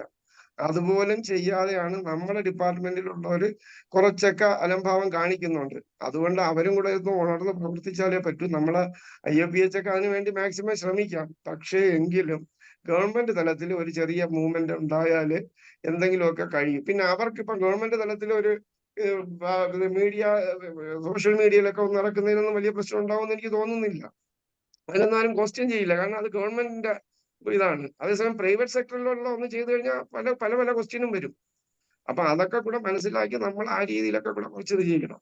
ഇതാണ് എനിക്ക് പറയാനുള്ള അഭിപ്രായം. പിന്നെ ഈ വാക്സിന്റെ കാര്യം ഇപ്പം ഫുള്ളി പ്രൂവ്ഡ് വാക്സിൻസിന് തന്നെ സൈഡ് എഫക്ട് ഉണ്ടെന്ന് അതിന്റെയൊക്കെ ഒരുപാട് തെളിവുകളുണ്ട്. അപ്പൊ പിന്നെ ഇനി പ്രൂവ് ചെയ്യാത്തതും കൂടെ ഇറക്കി കൊടുത്താൽ എങ്ങനെ ഇരിക്കും എന്നുള്ളത് സാമാന്യ ബുദ്ധി നിരക്കണ ചിന്തിച്ചാൽ മതി, എല്ലാവർക്കും മനസ്സിലാവും. പിന്നെ നമുക്കിപ്പം നമ്മുടെ ഹോമിയോയുടെ ഇത് കുറഞ്ഞെന്ന് പറയുന്നതിൽ ഇടയ്ക്ക് ഒരു റെപ്പ് എൻ്റെ അടുത്ത് വന്നപ്പോൾ പറഞ്ഞത്, ഡോക്ടറെ മുമ്പൊക്കെ ഉള്ള ഡോക്ടർമാർ ഒരുപാട് മരുന്ന് ഉപയോഗിക്കായിരുന്നു, ഇപ്പോൾ ഉള്ളവരെല്ലാം ക്ലാസിക്കൽ ട്രീറ്റ്മെന്റ് വന്നപ്പോൾ സിംഗിൾ ഡോസും പിന്നെ കൊടുത്തിട്ട് മാസങ്ങളോളം വെയിറ്റ് ചെയ്യുകയൊക്കെ ചെയ്യണം. അത് പുള്ളി പറഞ്ഞപ്പോൾ ഞാൻ പറഞ്ഞു അങ്ങനെയല്ല, അത് നിങ്ങൾക്ക് അറിഞ്ഞുകൂടാതെ പറയണതാണ്. അതുകൊണ്ടാണ് മരുന്നിന്റെ ഇത് ക്വാണ്ടിറ്റി അവർക്ക് ചെലവ് കുറയുന്നതെന്നൊരു അഭിപ്രായം ഒരു റെപ്പന്റെ അടുത്ത് പറഞ്ഞു. ഞാൻ പറഞ്ഞത് അങ്ങനെയല്ല, നിങ്ങൾ അങ്ങനെ ചിന്തിക്കേണ്ട, അതിൻ്റെതായ എഫക്റ്റ് ഉണ്ട്, അതുകൊണ്ട് അതിനെ നമ്മൾ ഇത് ചെയ്യേണ്ട കാര്യമില്ല എന്നൊക്കെ പറഞ്ഞു. ഇത് പല പല ഫാക്ടേഴ്സ് ഉണ്ട് ഇതിൽ, അതാണ് വിഷയം. അതൊക്കെ നമ്മൾ മനസ്സിലാക്കാൻ വേണ്ടി ഞാൻ പറഞ്ഞെന്നുള്ളതേ ഉള്ളൂ. എന്നെഴുതി ക്ലാസിക്കൽ ഹോമിയോപ്പതി മോശമെന്നല്ല ഞാൻ പറഞ്ഞത്. ഇങ്ങനെ റെപ്പ് വന്ന് എൻ്റെ അടുത്ത് പറഞ്ഞ കാര്യമാണ് ഞാൻ ഈ പറഞ്ഞത് കേട്ടോ. അപ്പൊ അതുകൊണ്ട് നമുക്ക് ഈ കാര്യങ്ങളൊക്കെ വെച്ച് ഡോക്ടറെ ഈ ഡെവലപ്ഡ് കൺട്രീസിൽ പറയുന്ന അനുസരിച്ച് നമുക്ക് ചെയ്യാൻ പറ്റില്ല എന്നുള്ളത് ഈ ഒരു കണ്ടീഷൻ വെച്ച് തന്നെ നമുക്ക് പറയാം. പറഞ്ഞൂടെ? Good, very good point, very good point. ഇന്ന് ചർച്ചയുടെ ഇതുമാതിരിയുള്ള ഒരാൾക്ക് തോന്നാത്ത ആശയങ്ങൾ മറ്റുള്ളവർ പറഞ്ഞ് നമ്മൾ കളക്റ്റീവായിട്ടുള്ള ഒരു ചർച്ച നടത്തി കഴിയുമ്പോൾ ഒത്തിരി പുതിയ ആശയങ്ങൾ ഈ ഒരു നിയമത്തെ പേരിൽ നമുക്ക് പ്രധാനമന്ത്രി പോലെയുള്ളവരുടെ ഒക്കെ ശ്രദ്ധയിൽപ്പെടുത്താനായിട്ട് നമ്മുടെ അറിവിലോട്ട് കിട്ടും. അതാണ് കൊണ്ട് ഉദ്ദേശിക്കുന്നത്. അപ്പൊ അത് ഇപ്പൊ പറഞ്ഞത് വെരി ഇമ്പോർട്ടന്റ് പോയിന്റ്. ഏതായാലും ഷഫീഖ് ഡോക്ടർ പറഞ്ഞതിനോട് യോജിച്ചിട്ട് പറയാണ് കാര്യം. ഇപ്പൊ ഇതിനു മുമ്പൊന്നും നമ്മുടെ കേരളത്തിൽ സംഭവിക്കാത്ത രീതിയിൽ മോഡി സർക്കാർ വന്നതിന് ശേഷം 100 കോടി കേരളത്തിലെ ഹോമിയോപ്പതി വകുപ്പ് ആയുഷ് വകുപ്പിനോട് ചോദിച്ചപ്പോ 98 കോടി ഞങ്ങൾ കൊടുക്കാൻ തയ്യാറായി. 100 കോടി ചോദിച്ചാൽ 50 തരുമെന്ന് വിചാരിച്ചാണ് അവർ ചോദിച്ചത്.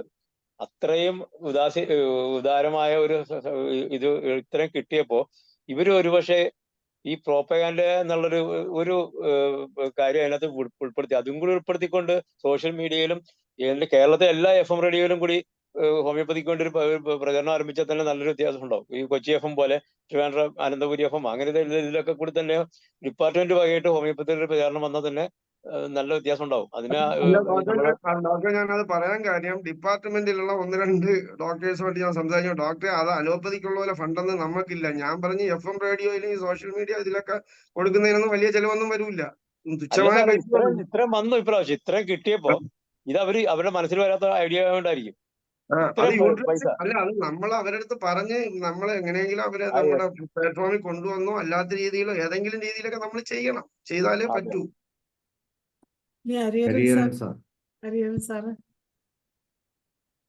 ഞാന് ഡോക്ടർ ഷാജി കുടിയായിട്ട് പറഞ്ഞതിനോട് 100% ഞാൻ യോജിക്കുകയാണ്. നമ്മള് നമ്മളൊരു വലിയ വിപത്തിലാണ് വന്ന് പെട്ടിരിക്കുന്നത്. ഇത് എല്ലാരും കൂടെ ചേർന്ന് നമ്മളെ ഇല്ലാതാക്കാനുള്ള ഒരു ശ്രമമാണ് വാസ്തവത്തിൽ നടക്കുന്നത്. എങ്ങനെ നമുക്ക് കരകയറാൻ പറ്റും? എങ്ങനെ ഇതിനെ ഈ വെല്ലുവിളിയെ എങ്ങനെ ഏറ്റെടുക്കും? അതിപ്പോ ഡോക്ടർ സലീം കുമാർ പറഞ്ഞതുപോലെ, അല്ല റഫീഖ് പറഞ്ഞതുപോലെ, ഇത് ഈ നമ്മുടെ ഡിപ്പാർട്ട്മെന്റ് വളരെ വളരെ കൂടിയ രീതിയിലുള്ള അലംഭാവമാണ് കാണിക്കുന്നത്. അവർക്ക് ഇതിനോട് യാതൊരു കമ്മിറ്റ്മെന്റും ഇല്ല. അവര് വരുന്നു, ഡിസ്പെൻസറിയിൽ ഇരിക്കുന്നു, മാസം ശമ്പളം വാങ്ങിക്കുന്നു, അവർ പോകുന്നു, നല്ല സാലറി കിട്ടുന്നു. പക്ഷെ അവർക്ക് എനിക്ക് തോന്നുന്ന സിസ്റ്റത്തിനോടൊരു കമ്മിറ്റ്മെന്റ് ഉള്ളതായിട്ട് തോന്നുന്നില്ല. പണ്ടുള്ള രീതിയിലുള്ള ഡോക്ടർമാർക്ക് ഉണ്ടായിരുന്ന അത്ര കമ്മിറ്റ്മെന്റ്സ് ഉണ്ടാകുന്നില്ല. അതിന് ധാരാളം ക്യാമ്പുകൾ നടത്തണം. ധാരാളം ക്യാമ്പുകൾ നടത്തി ഇത് പ്രൊപ്പഗേറ്റ് ചെയ്യണം. അത് അവരാണ് ചെയ്യേണ്ടത് കൂടുതലും. ഓരോ DMOയുടെ കീഴിലുമുള്ള ഡിസ്പെൻസറികളിൽ കേന്ദ്രീകരിച്ച്, ഇല്ലെങ്കിൽ ഒരു ഏരിയ കേന്ദ്രീകരിച്ച് ക്യാമ്പുകൾ കണ്ടമാനം നടത്തണം. ഇപ്പം ഞാൻ ഈ അടുത്ത കാലത്ത് കാണുന്ന ഒരു പ്രക്രിയ, അലോപ്പതി സിസ്റ്റത്തിൽ കാണുന്ന ഒരു കാര്യം എന്താന്ന് വെച്ചാൽ, ധാരാളം ക്യാമ്പുകളാണ് അവർ നടത്തുന്നത്. ഐ ക്യാമ്പ്, ഇല്ലെങ്കിൽ ഓർത്തോ ക്യാമ്പ്, അതുപോലെ തന്നെ ഒത്തിരി പല ഡയബറ്റിക് ക്യാമ്പുകൾ, ഹൈപ്പർ ടെൻസീവ് ക്യാമ്പുകൾ, ഇങ്ങനെ എൻ്റെ ചുറ്റുപാടും ധാരാളം നടത്തുന്നുണ്ട്. അവിടെയൊക്കെ ധാരാളം പേഷ്യൻസും ചെല്ലുന്നുണ്ട് അവിടെ. അങ്ങനെ ആ രീതിയിൽ ഇപ്പോ ഈ നമ്മുടെ ഡിപ്പാർട്ട്മെന്റ് ആണ് അതിന് മുൻകൈ എടുക്കേണ്ടത്. അവർക്ക് ഫണ്ട്സും ഉണ്ട്, വെറുതെ പറയുകയാണ്, ധാരാളം ഫണ്ട്സും ഉണ്ട്, മെഡിസിൻ ഉണ്ട്. ഓരോ ഡിസ്പെൻസറികളിലും എന്തുമാത്രം മരുന്നായിരിക്കുന്നത്. അത് അങ്ങനെ അവർ അതെല്ലാം ഒരു പ്രൊപ്പഗേറ്റ് ചെയ്യണം. ഈ രീതിയിൽ ക്യാമ്പുകൾ നടത്തി ജനങ്ങളെ അതിന്റെ എന്താ പറയണ്ടേ, അതിന്റെ പ്രയോജനം ബോധ്യപ്പെടുത്തണം. ആ രീതി മാത്രമേ നമുക്ക് നിൽക്കാൻ പറ്റുള്ളൂ എന്നാണ് എനിക്ക് തോന്നുന്നത്. ഓക്കെ.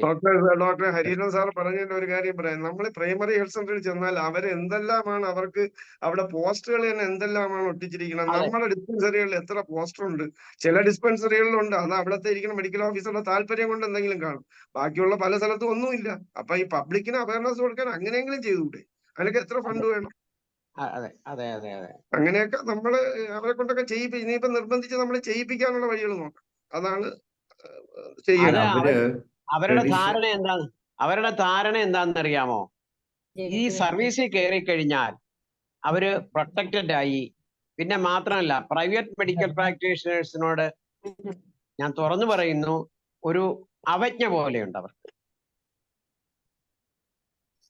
പിന്നെ സാറേ അത് ഇതിനൊക്കെ മാത്രമല്ല, അത് മാത്രമല്ല, ഇപ്പൊ അവര് ആശാ വർക്കേഴ്സ്, അതായത് ഗ്രാസ് റൂട്ട് ലെവലിലാണ് അവരുടെ പരിപാടികൾ. അതായത് ആശാ വർക്കേഴ്സിന് നമുക്ക് ഹോമിയോ ഇതിനും ആശാ വർക്കേഴ്സിനെ അനുവദിക്കുന്നുണ്ടെന്നാണ് ഞാൻ അറിഞ്ഞത്. അപ്പൊ അവർക്ക് നല്ല രീതിയിൽ ക്ലാസ്, മെഡിക്കൽ ഓഫീസർമാർ നല്ല രീതിയിൽ ക്ലാസ് കൊടുത്ത് അവരെ ആ രീതിയിൽ ഇത് ചെയ്ത് കഴിഞ്ഞാൽ കുറെയൊക്കെ വ്യത്യാസങ്ങൾ വരും. ഇത് നമ്മളെ വ്യത്യാസങ്ങൾ വരും. പ്രവർത്തിക്കാതെ എങ്ങനെയാ വ്യത്യാസം വരുന്നേ ഡോക്ടറെ? അവര് പ്രവർത്തിക്കണം. മെഡിക്കൽ ഓഫീസേഴ്സ് അതിനുള്ള ട്രെയിനിങ്ങുകൾ മെഡിക്കൽ ഓഫീസേഴ്സിനൊക്കെ നടത്താനുള്ള ഇത് DMOമാരും ഡയറക്ടറും ഒക്കെ ഡിപ്പാർട്ട്മെന്റ് തലത്തിൽ ചെയ്യണം. ചെയ്തിട്ട് അങ്ങനെയൊക്കെ നമ്മൾ വ്യത്യാസങ്ങൾ വരുത്തിയില്ലെങ്കിൽ ഇത് ഭാവിയിൽ സാറ് പറഞ്ഞ പോലെ ഈ സിസ്റ്റം ഇവിടെ ഇല്ലാതാക്കാൻ വേണ്ടി തന്നെയാണ് പലരും ശ്രമിക്കുന്നത്. അത് ആ രീതിയിൽ തന്നെ പോവുകയും ചെയ്യും. അതുകൊണ്ട് നമ്മൾ ഉണർന്ന് പ്രവർത്തിക്കേണ്ട സമയമാണ്. അല്ലെങ്കിൽ വളരെ ദോഷമായിരിക്കും നമുക്ക് സംഭവിക്കുന്നത്. അതിൽ യാതൊരു സംശയവും ഇല്ല. ഡോക്ടറെ, ഒരു 80, 85, 90 കാലഘട്ടത്തില് എന്തുമാത്രം ക്യാമ്പുകളാണ് നമ്മൾ നടത്തിയിരിക്കുന്നത്. അതിൻ്റെതായിട്ടുള്ള ഫലം ഉണ്ടാകുകയും ചെയ്തു.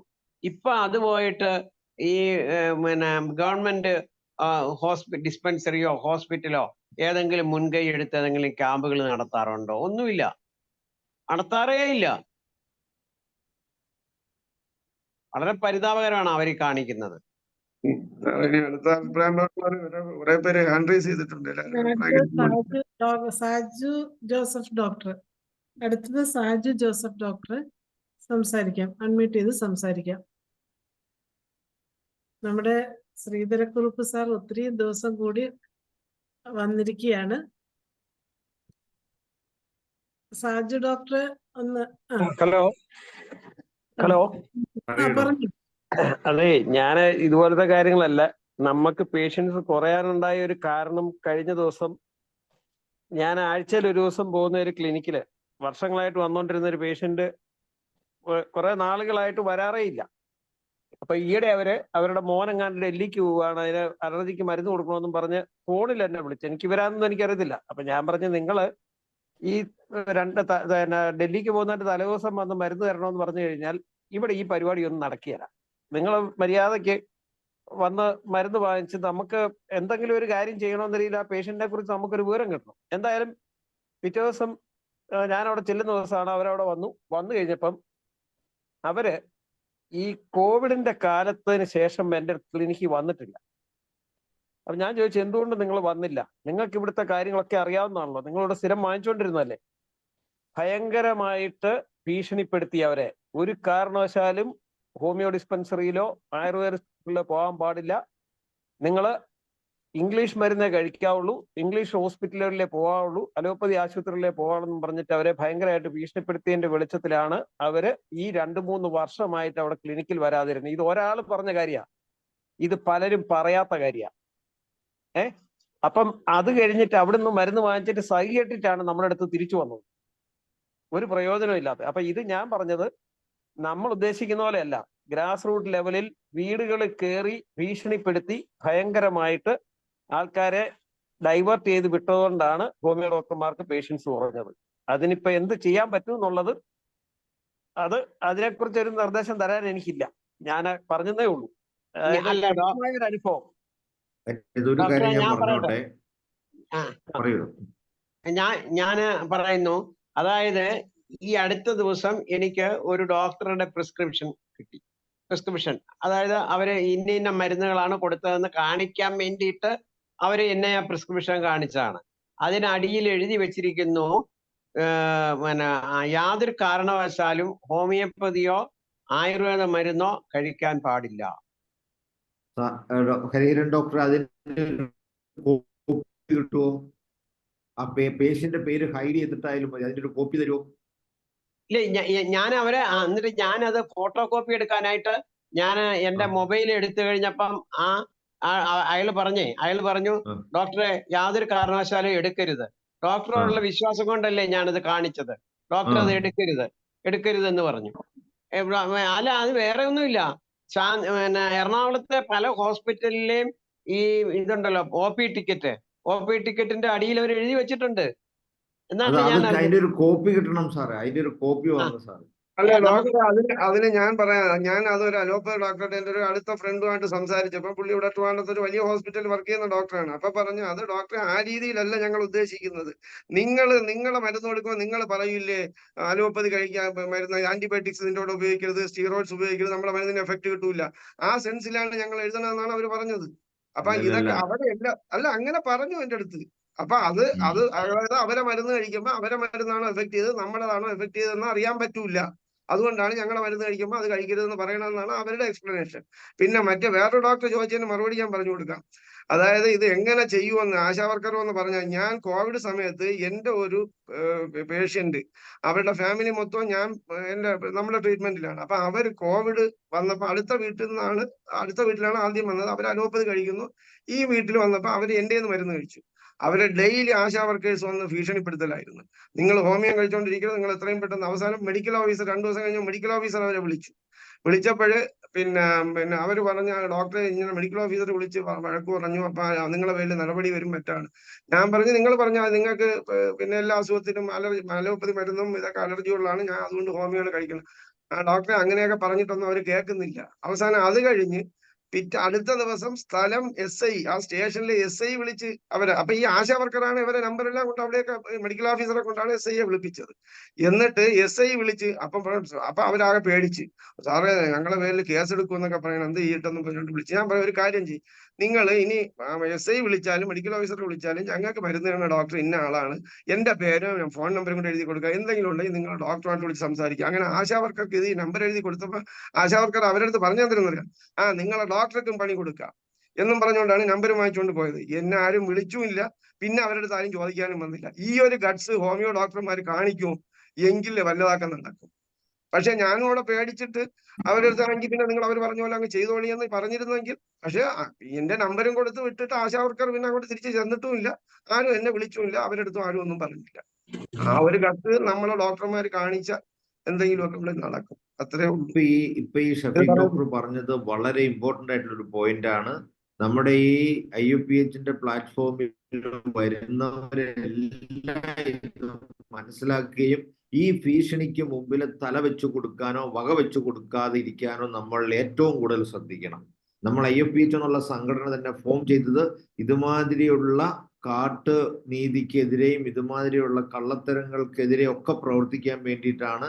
നമ്മൾ കളക്റ്റീവായിട്ട് നമ്മുടെ കൂടെയുള്ള ഏത് സംഘടനയിൽപ്പെട്ട ആളായിക്കോട്ടെ, ആ ഡോക്ടർമാർക്ക് എന്ത് വന്നാലും നമ്മൾ ഒറ്റക്കെട്ടായിട്ട് നിൽക്കുകയും അതിനെതിരെ പ്രതിരോധിക്കുകയും ചെയ്യുമെന്ന് എല്ലാവരെയും അറിയിക്കുകയാണ്. IUPH ഈ കാര്യത്തിൽ എല്ലാവരുടെയും ഒപ്പം ഉണ്ടാവും. നമ്മുടെ കൂടെയുള്ള ഒരാൾക്ക് എന്ത് വിഷയം വന്നാലും നമ്മൾ അങ്ങോട്ടും ഇങ്ങോട്ടും സഹകരിക്കാൻ മനസ്സുകൊണ്ടും ഏതൊക്കെ രീതിയിൽ ആവശ്യമുണ്ടോ ആ രീതിയിലെല്ലാം തയ്യാറാകാനായിട്ട് നമ്മൾ സന്നദ്ധരായിരിക്കണമെന്ന് ഈ ഒരു അവസരം ഇത് കേട്ടതുകൊണ്ടും ഇതിങ്ങനെ സംഭവിക്കുന്നതുകൊണ്ട് ഇതിക്ക് മുമ്പ് മനസ്സിലാക്കിയിട്ടുകൊണ്ടും എല്ലാവരും ഓർമ്മപ്പെടുത്തുവാണ്.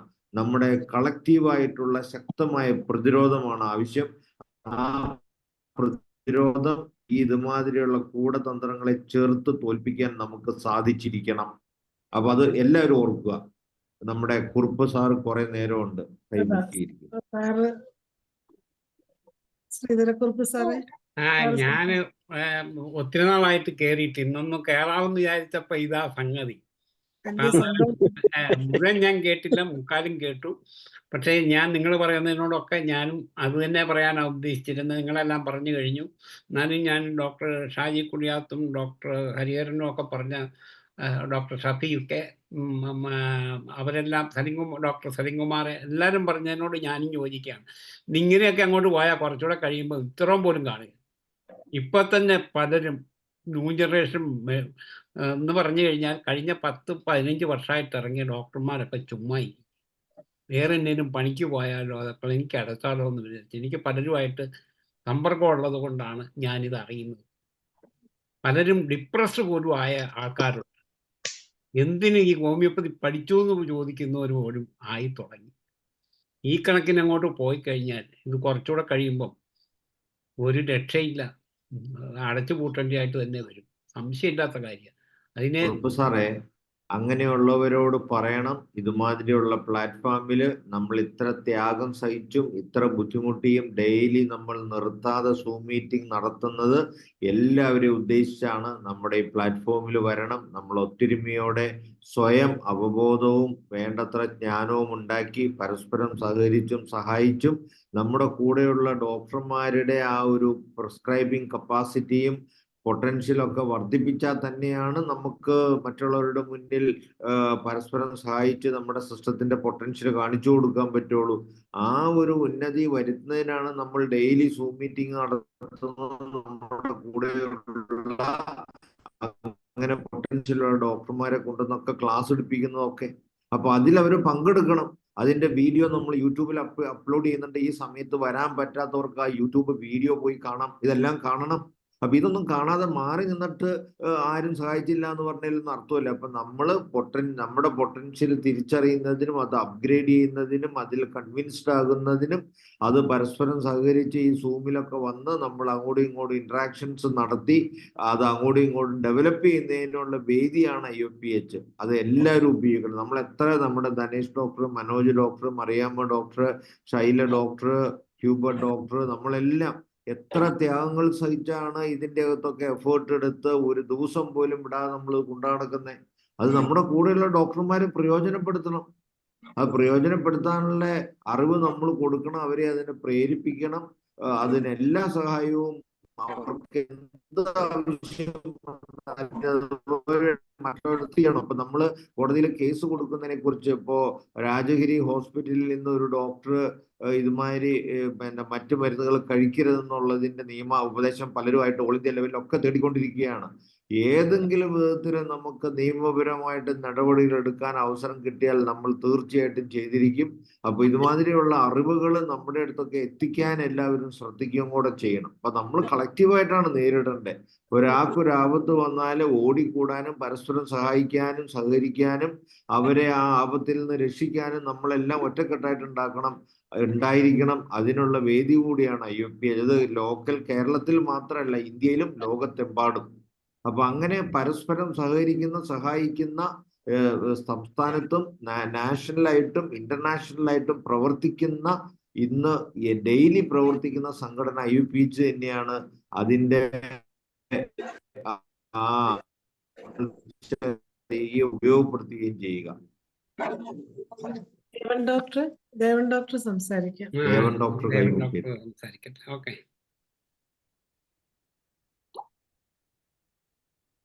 നമസ്കാരം. ദേവൻ ഡോക്ടറെ, ഞാൻ യാത്രയിലാണ്. പറയൂ.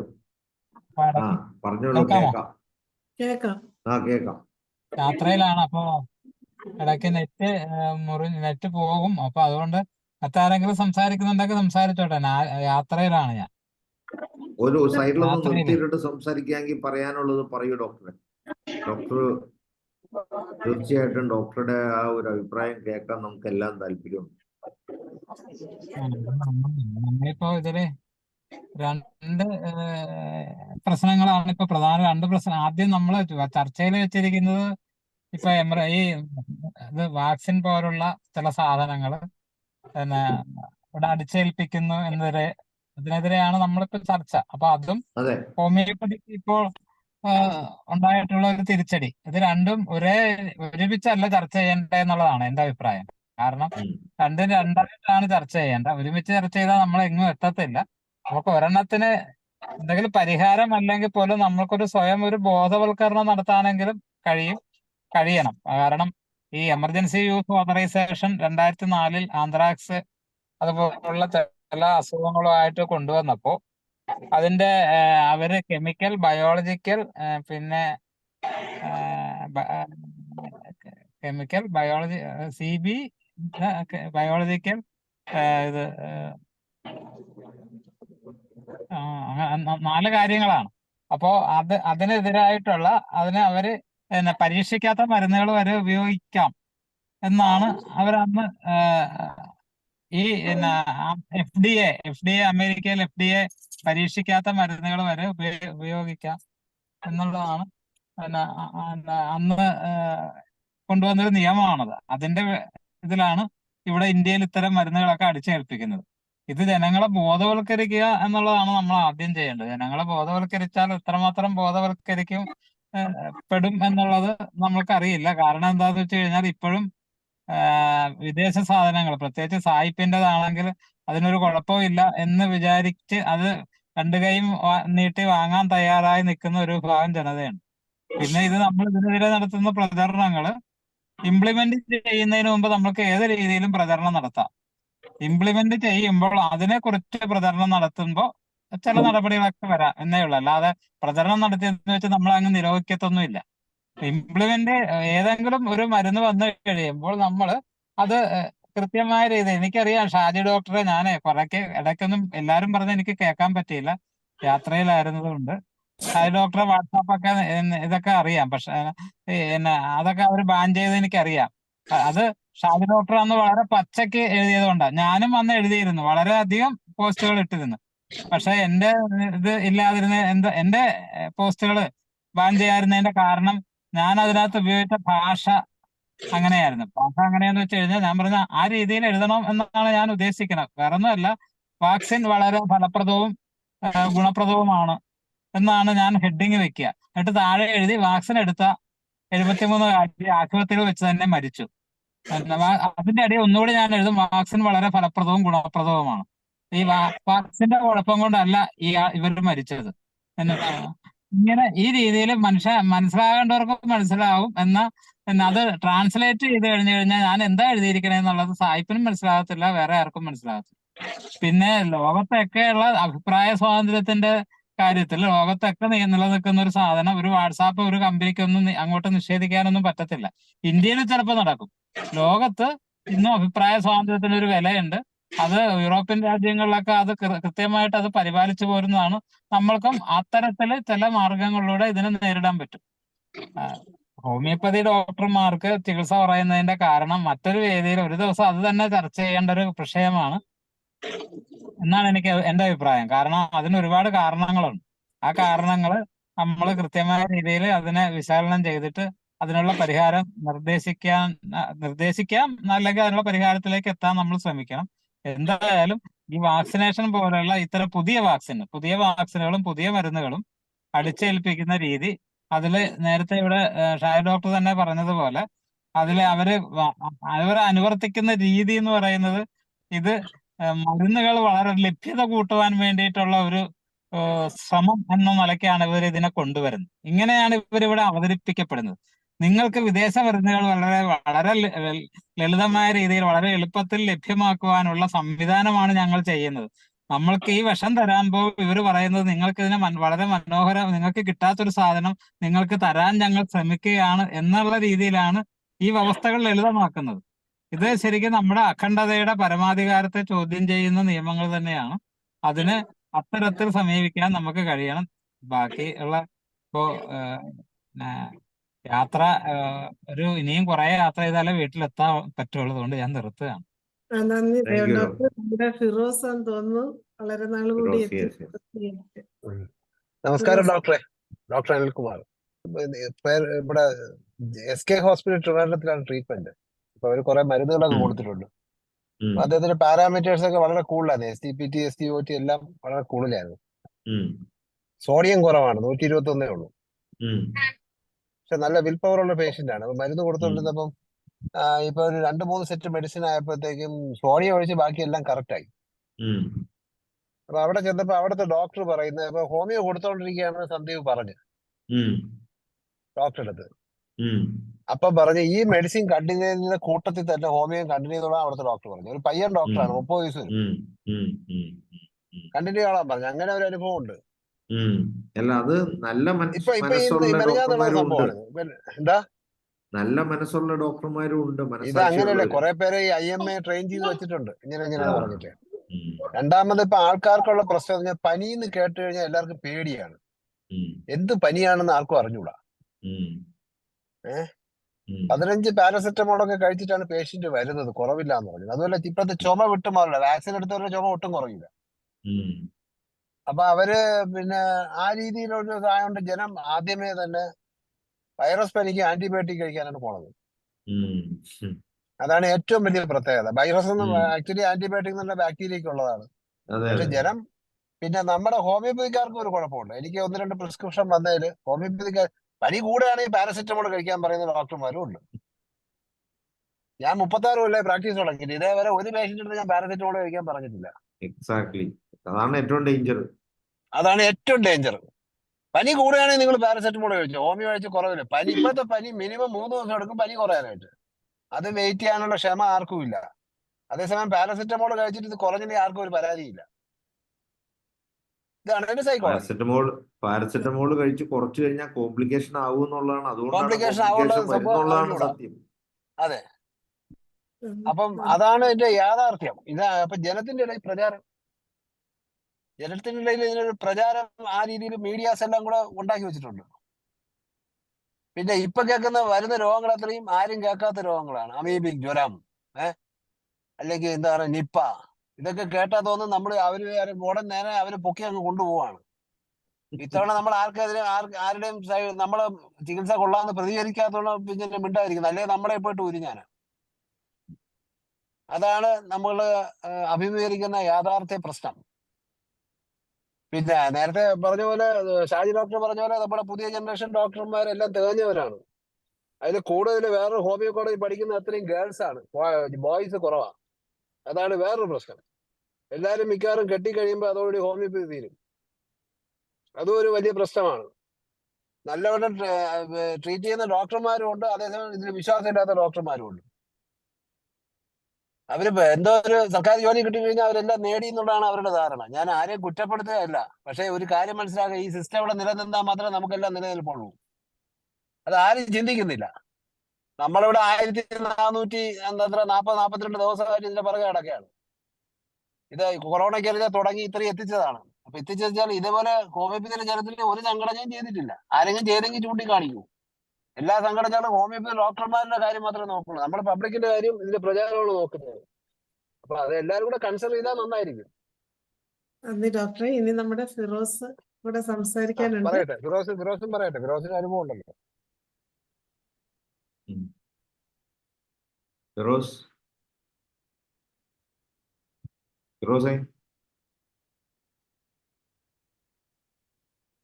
അൺമ്യൂട്ട് ചെയ്ത് സംസാരിക്കും. അൺമ്യൂട്ട് ചെയ്തായിരുന്നല്ലോ. ഫിറോസ് സംസാരിക്കൂ.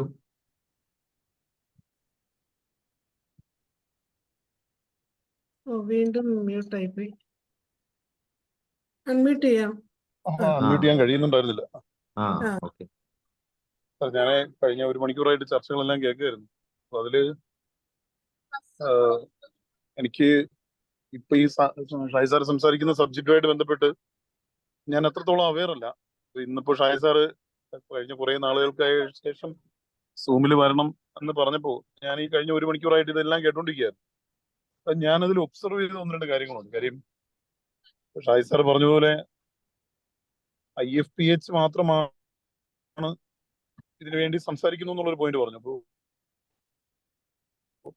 പക്ഷെ അതിന്റെ മറു സൈഡിൽ ഹരിഹരൻ സാർ പറഞ്ഞൊരു പോയിന്റ് ഉണ്ട്. ഇപ്പോ സനൽകുമാർ സാർ പറഞ്ഞതുപോലെ ഹോമിയോയുടെ മെഡിസിന്റെ കുറവ് വരുന്നത്, മാനുഫാക്ചറിങ്ങിലെ കുറവ് വരുന്നത് പല കമ്പനികൾക്കും പിടിച്ചു നിൽക്കാൻ കഴിയുന്നില്ല എന്നുള്ള കാര്യം.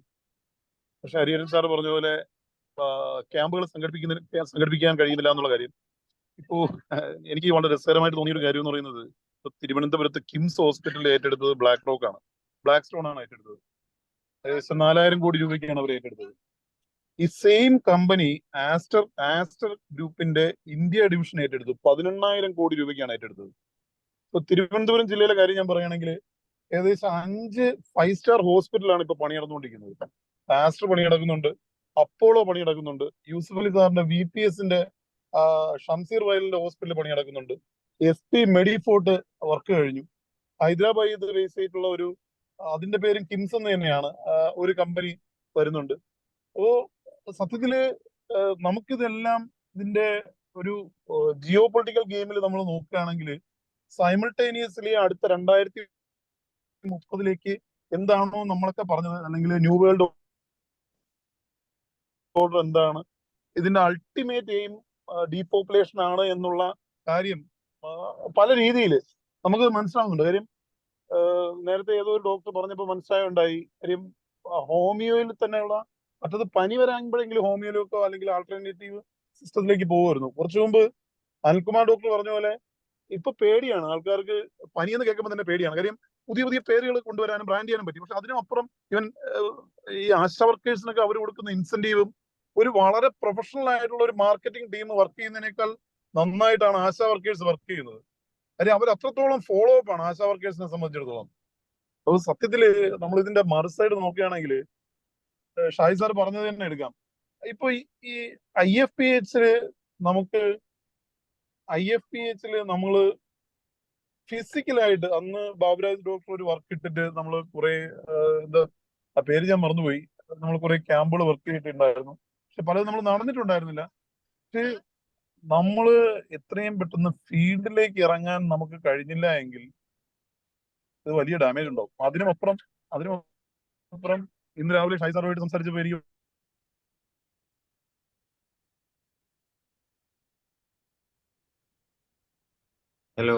വളരെ ഇതായിട്ട് തോന്നിയത്. കാര്യം IAS ജില്ലാ തലത്തിലൊക്കെ സംഘടനാ തലത്തിലൊക്കെ ഇടപെടാൻ കഴിയുന്നില്ല. അതിൽ തന്നെ വലിയ ബലക്ഷയം ഉണ്ടാവണമെന്ന് പറയും. അതോടൊപ്പം തന്നെ IFPHനും ഒക്കെ കുറഞ്ഞ പക്ഷം ജില്ലാ തലത്തിലും ബാക്കിയുള്ള തലത്തിലും ഒക്കെ നമുക്ക് ഫീൽഡ് തലത്തിലേക്ക് ഇറങ്ങാനുള്ള ടീം സജ്ജീകരിക്കാൻ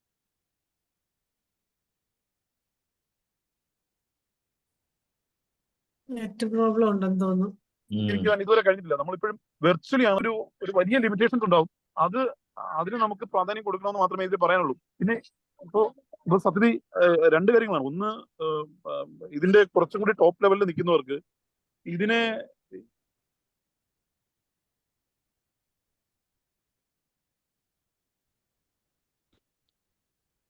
ഇത് മാത്രമല്ല, ഇപ്പൊ ഷാഹി സാറൊക്കെ സംസാരിക്കുന്ന ഒരു സബ്ജക്ട് മാത്രമല്ല, അതുപോലെ ഒരു 4-5 വിഷയങ്ങളെങ്കിലും ബോധ്യപ്പെടുത്തി ആ രീതിയിൽ മനസ്സിലാക്കാൻ കഴിയുന്നവർക്ക് ആ രീതിയിൽ മനസ്സിലാക്കാൻ. കാര്യം ഇപ്പൊ ഷാജി സാറൊക്കെ സംസാരിക്കുന്നത്, ഇന്ന് രാവിലെ സാറ് സംസാരിക്കാൻ പോയ ഒരു സബ്ജക്ട് ഞാൻ മനസ്സിലാക്കുന്നത് മുല്ലപ്പെരിയാറിനെ കുറിച്ചായിരുന്നു. കാര്യം ഇതെല്ലാം ഒരു രീതിയിൽ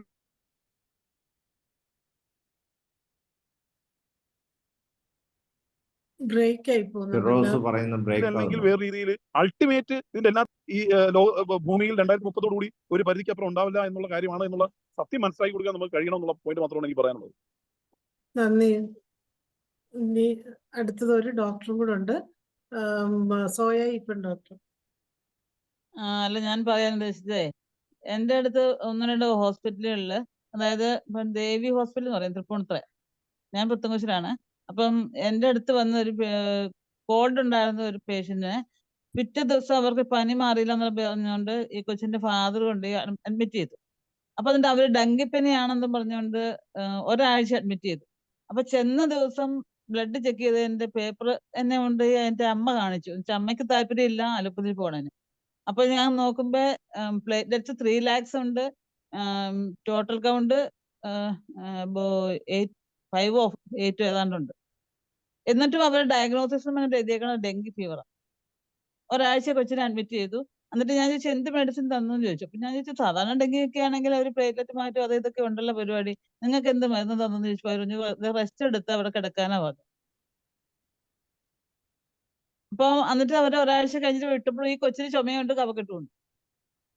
അതൊരു കേസ്. പിന്നെ വേറൊരു കേസില് നല്ല സിവിയർ ഗ്രൂപ്പ് ഉണ്ടായിരുന്ന ഒരു പുള്ളിക്കാരത്തി, ഒരു 58 വയസ്സുള്ള ഒരു പുള്ളിക്കാരത്തി എൻ്റെ അടുത്ത് മരുന്ന് വാങ്ങിച്ചു ഒരു 3-ാം തീയതി, അതായത് ശനിയാഴ്ച വൈകുന്നേരം. അപ്പൊ ഞാൻ അവരോട് പറഞ്ഞു നിങ്ങൾക്ക് ഇച്ചിരി കഫക്കെട്ട് കൂടുതലാണ്, തിങ്കളാഴ്ച എൻ്റെ അടുത്ത് വരണം എന്ന് പറഞ്ഞുകൊണ്ട്, ഞാൻ വരണം എന്ന് ഉദ്ദേശിച്ചത് ബ്ലഡ് ചെക്ക് ചെയ്യണം എന്നുള്ള ഉദ്ദേശിച്ചിട്ടാ. അപ്പം ശനിയാഴ്ച വൈകിട്ടായതുകൊണ്ട് ഞായറാഴ്ച പിന്നെ ചെയ്യാൻ പറ്റത്തില്ല, അപ്പൊ തിങ്കളാഴ്ച വരാൻ പറഞ്ഞു. അപ്പൊ ഇവർക്ക് അസുഖം കുറഞ്ഞുകൊണ്ട് അവർ എൻ്റെ അടുത്ത് വന്നില്ല. അപ്പൊ ഇവരുടെ മോൻ അന്ന് പനിയായിട്ട് വീണ്ടും എൻ്റെ അടുത്ത് വന്നു. അപ്പൊ ഞാൻ ചോദിച്ചത് അമ്മ എന്തേന്ന് ചോദിച്ചു. അമ്മ വരാനിരിക്കുകയെന്ന് പറഞ്ഞു. എന്നിട്ടും അവർ വന്നത് എൻ്റെ അടുത്ത് വ്യാഴാഴ്ചയാണ്. അപ്പൊ ഞാൻ അവരോട് ചോദിച്ചു നിങ്ങൾ എന്താ എൻ്റെ അടുത്ത് വരാഞ്ഞത്, ഞാനിത് ബ്ലഡ് ചെക്ക് ചെയ്യണമെന്ന് ചോദിച്ചാൽ ഇതൊക്കെയായിരുന്നല്ലോ പറഞ്ഞു. അപ്പൊ അവർ പറഞ്ഞു അന്ന് ശനിയാഴ്ച അല്ല തിങ്കളാഴ്ച അവരുടെ അടുത്ത് ആശാ വർക്കേഴ്സ് ചെന്നിരുന്നു. അപ്പൊ ഇവർക്ക് പനിയുണ്ട്, ഇവരുടെ മോന് പനിയുണ്ട്, മോന്റെ കൊച്ചിന് പനിയുണ്ട്. മോന്റെ കൊച്ചിനെ ധർമ്മഗിരി ആശുപത്രിയിൽ കൊതമംഗലത്ത് അഡ്മിറ്റ് ചെയ്തിരിക്കുകയാണ്. അതിനും എന്നെ N1H1 ആണെന്ന് പറഞ്ഞിട്ട് അവിടെ അഡ്മിറ്റ് ചെയ്തിരിക്കുന്നത്. എന്നിട്ട് ആന്റിബയോട്ടിക് കൊടുത്തേക്കണു. അതില് ഒരാഴ്ചയായിട്ട് അതിന് അസുഖം മാറുന്നുമില്ല. അപ്പൊ ഇവരെ അവര് ആശാ വർക്കേഴ്സ് ഭയങ്കരമായിട്ട് ഭീഷണിപ്പെടുത്തി, നിങ്ങള് പന്നിപ്പനിയാ, നിങ്ങൾ ഹോമിയോ വെച്ചോണ്ടിരിക്കുവാണോ എന്നൊക്കെ ചോദിച്ചുകൊണ്ട് ഇവരെ വഴക്ക് പറഞ്ഞു. അപ്പൊ അവര് പറഞ്ഞു എനിക്ക് മരുന്ന് കഴിച്ചിട്ട് ആശ്വാസം ഉണ്ടായിരുന്നല്ലോ. അപ്പൊ ഇവര് പറഞ്ഞു നിങ്ങൾ പോയി ചെക്ക് ചെയ്യണം, വൈറൽ ഡിസീസ് ഏതാണെന്നുള്ളത് കണ്ടുപിടിക്കാനുള്ള ട്രീറ്റ്മെന്റ് ടെസ്റ്റുകൾ എല്ലാ ലാബിലും ഉണ്ട്, നിങ്ങൾ അത് പോയി ചെയ്യണം എന്ന് അവരോട് നിർബന്ധിച്ചു. എന്നിട്ട് ഇവര് ബ്ലഡ് ചെക്ക് ചെയ്തുകൊണ്ട് എൻ്റെ അടുത്ത് വന്നു. അപ്പൊ ഞാൻ പറഞ്ഞു ഞാൻ ബ്ലഡ് ചെക്ക് ചെയ്യാൻ ഇരിക്കുകയാണല്ലോ എന്ന് പറഞ്ഞു. അപ്പം നിങ്ങൾ എൻ്റെ അടുത്ത് വരാഞ്ഞോണ്ടല്ലേ എന്ന് ചോദിച്ചപ്പോൾ ഞാൻ പറഞ്ഞു, ഞാൻ ഇവരെ വഴക്ക് പറഞ്ഞു. എന്നിട്ട് പിന്നെ ഉടനെ പോയി അവരുടെ മോന്റെ ഒക്കെ ചെക്ക് ചെയ്തുകൊണ്ട് എന്റെ കടലാസിനെ കൊണ്ട് കാണിച്ചു. ഇവർക്കെല്ലാം വൈറൽ ഫീവർ മാത്രമേ ഉള്ളൂ, വേറെ ഒന്നുമില്ല. ഇവരോടും ഹോസ്പിറ്റലിൽ പോകണം എന്നൊക്കെ പറഞ്ഞ് ഈ ആശാ വർക്കർ ഭയങ്കരമായിട്ട് ചൂടായി എന്ന് പറഞ്ഞു. അപ്പൊ അങ്ങനെ അങ്ങനെ പലയിടത്തും ഈ ആശാ ഓവറായിട്ട് വർക്കേഴ്സിന്റെ ഇടപെടലുണ്ട്. ഇല്ലാത്ത അങ്ങനെ അസുഖം ഉണ്ടെന്നും പറഞ്ഞിട്ട് അഡ്മിഷൻ നടക്കുന്നുണ്ട്. അങ്ങനെ ഓവറായിട്ട് ചൂടാവുന്ന ആശാ വർക്കർമാരുടെ നമ്പറുകളും നമ്മൾ കളക്ട് ചെയ്യണം. അപ്പൊ അവർക്ക് അങ്ങനെ ഓവറായിട്ട് അവര് പ്രവർത്തിക്കുകയാണ്, പൊതുജന താല്പര്യം മുൻനിർത്താതെ ഓവറായിട്ട് പ്രവർത്തിക്കുന്നവർക്കെതിരെ നമുക്ക് എന്ത് ചെയ്യാൻ പറ്റും നമ്മളോട് ആലോചിക്കേണ്ടതുണ്ട്. അപ്പൊ അവരുടെ നമ്പറും ഒക്കെ നമ്മളോട് കളക്ട് ചെയ്യണം. നമുക്ക് അത് അവരെയും അതുപോലെ തന്നെ കാര്യങ്ങള് ഫോൺ വിളിച്ച് ബോധ്യപ്പെടുത്തേണ്ടത് കാര്യങ്ങളൊക്കെ ബോധ്യപ്പെടുത്താനുള്ള ശ്രമങ്ങൾ ഡോക്ടറെ നമ്മളും നടത്തണം.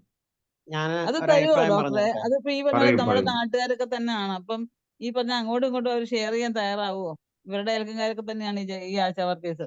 അപ്പൊ ഞാൻ അല്ല, ചോദിച്ചു, അതുകൊണ്ട് ഈ കാര്യമില്ല. ആശാ അവർക്ക് വർക്കേഴ്സിന്റെ അറിയില്ലാത്ത കാര്യം അവരെ ബോധ്യപ്പെടുത്താനുള്ള ഉത്തരവാദിത്വം നമുക്കുണ്ട്. അവര് വഴിതെറ്റിച്ച് വിടുന്നത് നമുക്കുള്ള പൊട്ടൻഷ്യലും അത് കൂടുതൽ നമുക്കുള്ള പേഷ്യൻസിനാണ് അവർ എഫക്റ്റീവായിട്ടും വഴിതെറ്റിച്ച് വിടുന്നത്. സിമ്പിളായിട്ടും സൈഡ് എഫക്റ്റ് ഇല്ലാതെ മാറ്റാൻ പറ്റുന്നത് മറ്റൊരാളുടെ അടുത്തോട്ട് അവരുടെ വിവരക്കേട് പോലും പറഞ്ഞു വിടുന്നതിനെ പ്രതിരോധിക്കേണ്ടതുണ്ട്. ഹരിഹരൻ സാറ്. ഹരിഹരൻ ഡോക്ടറെ സാറേ. ഞാൻ സമയമായി, എന്നാലും ഒരു പറഞ്ഞു. അഭിപ്രായം കൂടെ ഞാൻ പറഞ്ഞോട്ടെ. സമയമായി, എനിക്കറിയാം സമയമായി. പക്ഷേ ഷാജി ഡോക്ടറെ, എനിക്ക് പറയാനുള്ളത്, ഒരു വാറിനെക്കാട്ടിലും നല്ലത് നമ്മുടെ ഭാഗം നമ്മൾ കുറച്ച് നന്നായിട്ട് പ്രയോഗിക്കുക എന്നുള്ളതാണ്. അങ്ങനെ നന്നായിട്ട് നമ്മള് പ്രയോഗിച്ചു കഴിഞ്ഞാൽ, നമ്മളുടെ എഫിഷ്യൻസി നമ്മൾ കാട്ടിയാൽ, ഓട്ടോമാറ്റിക്കായിട്ട് ജനങ്ങള് നമ്മുടെ കൂട്ടത്തിലേ നിൽക്കത്തുള്ളൂ. ഇപ്പൊ നമ്മുടെ ഭാഗം വളരെ വീക്കാണ്. ഞാനുള്ള കാര്യം തുറന്നു പറയുന്നു, ചികിത്സയുടെ കാര്യത്തിൽ നമ്മളുടെ ഭാഗം വളരെ വീക്കാണ്. പല അക്യൂട്ട് കേസുകളും ഹോമിയോ ഡോക്ടർമാരുടെ കയ്യിൽ നിൽക്കുന്നില്ല. പിന്നെ ഇപ്പൊ കുറച്ച് എക്സ്പീരിയൻസ്ഡ് ആയിട്ടുള്ള ആൾക്കാർ പറഞ്ഞാൽ കേൾക്കും. ഇപ്പൊ ഞാൻ അമ്പലപ്പുഴയിൽ ആര് പറഞ്ഞാലും എൻ്റെ ഒക്കെ വിട്ടുപോകത്തില്ല. അതുപോലെ അല്ലല്ലോ മറ്റ് യങ്സ്റ്റേഴ്സ്, അതുപോലല്ല. അപ്പൊ അവര് ഇത് ചികിത്സിക്കാൻ പ്രാപ്തരാകുകയും വരുന്ന രോഗികളിൽ കോൺഫിഡൻസ് കൊടുക്കുകയും അങ്ങനെ ചെയ്ത് നമ്മളെ തന്നെ സ്ട്രെങ്തൻ ചെയ്യണം.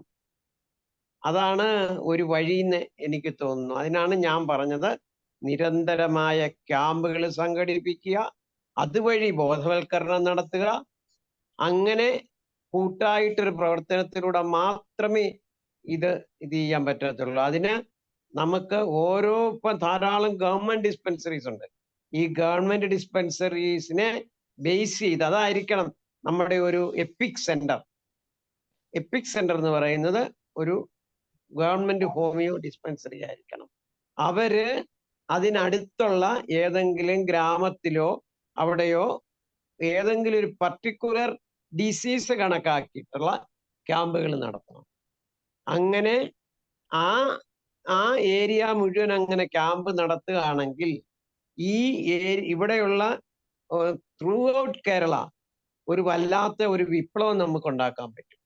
അതേ ഉള്ള ഒരു പോംവഴി എന്നാണ് എൻ്റെ മനസ്സ് പറയുന്നത്. ശരി, നന്ദി ഡോക്ടറെ. അങ്ങനെ നമുക്കിപ്പോൾ സമയമായതുകൊണ്ട് ഇന്നത്തെ ഈ ചർച്ച ഇവിടെ നമുക്ക് അവസാനിപ്പിക്കേണ്ടിയിരിക്കുന്നു.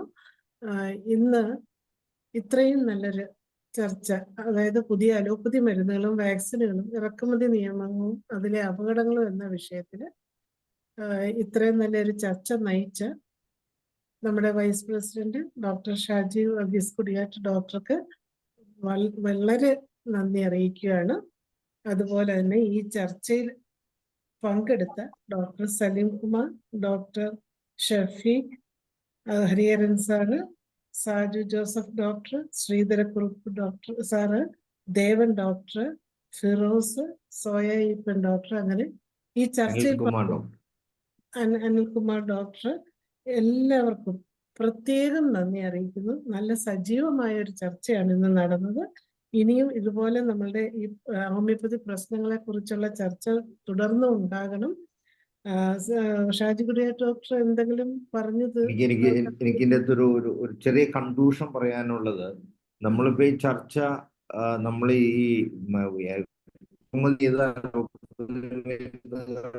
കാര്യത്തിലാണ് അതുപോലെ തന്നെ നമുക്ക് നേരിടുന്ന പല പ്രതിസന്ധികളുമായിട്ട് നമ്മൾ ചർച്ചയ്ക്ക് വന്നു. അത് സ്വാഗതാർഹം തന്നെയാണ്.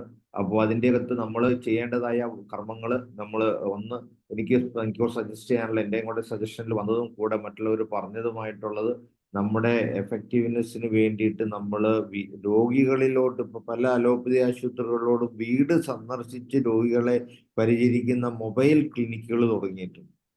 അപ്പോൾ ആ മൊബൈൽ ക്ലിനിക്കുകൾ രോഗികളെ വീട്ടിലെത്തി ട്രീറ്റ് ചെയ്യുന്ന ഒരു സംവിധാനം ഹോമിയോപ്പതിക്കും ഉണ്ടാകണം. അതിന് വേണ്ടുന്ന ഒരു മെമ്മോറാണ്ടം നമുക്ക് ഡിപ്പാർട്ട്മെന്റിൽ നമ്മുടെ ഡയറക്ടർക്കും കൊടുക്കണം, മിനിസ്റ്റർക്കും കൊടുക്കണം.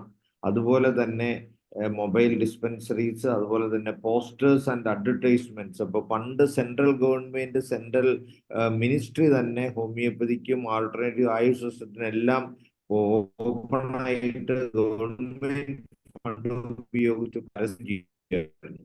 അപ്പൊ അതൊക്കെ നമ്മൾ പണ്ട് ജലജ എന്ന് പറഞ്ഞൊരു IAS ഓഫീസർ, മലയാളി ആയിട്ടുള്ള IAS ഓഫീസർ ആയുഷ് സെക്രട്ടറി ആയിരുന്നപ്പോൾ സെൻട്രൽ ഗവൺമെന്റിൽ നിന്ന് തുടങ്ങിയതാണ്. അപ്പോൾ ജലജ മാഡമൊക്കെ ആയിട്ട് ഒത്തിരിയേറെ നമുക്ക് സമ്പർക്കപ്പെടാൻ പറ്റിയിരുന്നു. അദ്ദേഹത്തിന്റെ മാഡത്തിന് ഹോമിയോപ്പതിയിൽ നിന്നുള്ള പല ബുദ്ധിമുട്ടുകളും, ചോദ്യം കിട്ടാത്ത പല ചോദ്യങ്ങൾക്കുള്ള ഉത്തരങ്ങളൊക്കെ നമ്മൾ ഒരു മീറ്റിങ്ങിന് പോയപ്പോൾ മണിക്കൂറുകളോളം ഇരുന്ന് സംസാരിക്കുകയും ബോധ്യപ്പെടുകയും ഒക്കെ ചെയ്ത കൺവിക്ഷന്റെ അടിസ്ഥാനത്തിലാണ് മാഡത്തിന് അതിനുശേഷം അത് ചെയ്യാൻ സാധിച്ചത്. അതുപോലെയുള്ള ചർച്ചകൾ നമ്മൾ സംഘടിപ്പിക്കണം. അതുപോലെ പിന്നെ അഡ്വർടൈസ്മെന്റ് കൊടുക്കുന്ന കാര്യത്തിലൊക്കെ നമ്മൾ അവരുടെ ശ്രദ്ധ, കാരണം അവരുടെ റുട്ടീനായിട്ട് പോകുന്നവരുടെ അടുത്തോട്ട് നമ്മൾക്ക് ഇതുമാതിരിയുള്ള പുതിയ പുതിയ ആശയങ്ങൾ നമ്മുടെ ചർച്ച ചെയ്ത് ഉരുത്തിരിഞ്ഞു വരുന്ന ആശയങ്ങൾ എത്തിച്ച് അങ്ങനെയുള്ള പോസിബിലിറ്റീസ് അവരുടെ ശ്രദ്ധയെ കൊണ്ടുവരാൻ പറ്റും. അപ്പൊ നമ്മൾ വ്യക്തിപരമായിട്ട് അറിയാവുന്നവര്, സംസാരിക്കുന്നവരൊക്കെ ഡിപ്പാർട്ട്മെന്റിലുള്ളവരൊക്കെ ചർച്ചകൾ സംഘടിപ്പിക്കുമ്പോൾ കാണുമ്പോൾ ഇതിനുള്ള പുതിയ പുതിയ ആശയങ്ങൾ, പോസിബിലിറ്റീസ് അവരുടെ ശ്രദ്ധയെ കൊണ്ടുവരികയും അതിന് പ്രോജക്റ്റ് തയ്യാറാക്കി കേരള ഗവൺമെന്റും സെൻട്രൽ ഗവൺമെന്റും കൊടുക്കുമ്പോഴാണ് അടുത്ത ബഡ്ജറ്റിൽ നമുക്ക് അതിനുള്ള പൈസയും കിട്ടുള്ളൂ. അപ്പൊ അങ്ങനെയുള്ള കാര്യങ്ങൾ ചെയ്യാൻ എല്ലാവരും ശ്രദ്ധിക്കണം. നമ്മൾ അങ്ങനെ കളക്റ്റീവായിട്ട് ഒത്തൊരുമയോടെ കാര്യങ്ങൾ ചെയ്യുമ്പോഴാണ് നമ്മൾ നമ്മൾ മനുഷ്യന് നന്മയ്ക്ക് വേണ്ടിയിട്ട് നമ്മുടെ കാലഘട്ടത്തിൽ ഈ ഒരു സിസ്റ്റം ശരിയാണെന്ന് ബോധ്യപ്പെട്ട് നമ്മൾ ഇറങ്ങി തിരിച്ചിരിക്കുന്ന ഈ ദൗത്യത്തിന് വിജയമുണ്ടാവുകയുള്ളൂ. ഇത് വരും തലമുറകൾക്ക് പകർന്നു കൊടുക്കാൻ സാധിക്കുകയുള്ളൂ എന്ന് ആശംസിച്ചുകൊണ്ട് അതിന് നമുക്ക് എല്ലാം ഒത്തൊരുമയോടെ പ്രവർത്തിക്കാമെന്ന് ആശംസിച്ചുകൊണ്ട് നിർത്തുന്നു. ഇതിൽ പങ്കെടുത്തവർ എല്ലാവരെയും എൻ്റെ വ്യക്തിപരമായ പേരിൽ നന്ദി പറഞ്ഞുകൊണ്ട് നിർത്തുന്നു. നന്ദി, നമസ്കാരം. അതുപോലെ തന്നെ മറിയാമ്മ ഡോക്ടർക്ക് പ്രത്യേകം താങ്ക് യു വെരി മച്ച്. ഞാൻ പറഞ്ഞ ബ്ലഡ് റിപ്പോർട്ട് ഞാൻ ധനേഷ് ഡോക്ടർക്ക് അയച്ചു കൊടുത്തിട്ടുണ്ട്. സോയ ഡോക്ടറെ, അത് അവര് പറയുന്നത് ഈ നമ്മള് പ്ലേറ്റ്ലെറ്റ് കൗണ്ട് കുറഞ്ഞു പോകുന്നത് ഹെമറേജിക് ഡെങ്കുവിനാണ്, മറ്റേതിനങ്ങനെ കുറയൂല. എന്ന് ഓരോ ന്യായങ്ങൾ പറയണം. ന്യായങ്ങൾ, ശരി, അതാ പറഞ്ഞത്. അങ്ങനെ ഇന്നത്തെ നമ്മുടെ 1441 പ്രതിദിന സൂം വെബിനാർ ഇവിടെ അവസാനിക്കുകയാണ്. ഈ സൂമിൽ പങ്കെടുത്ത എല്ലാവർക്കും പേരുപേരായി ഒരിക്കൽ കൂടി നന്ദി അറിയിക്കുന്നു. എല്ലാവർക്കും ശുഭരാത്രി.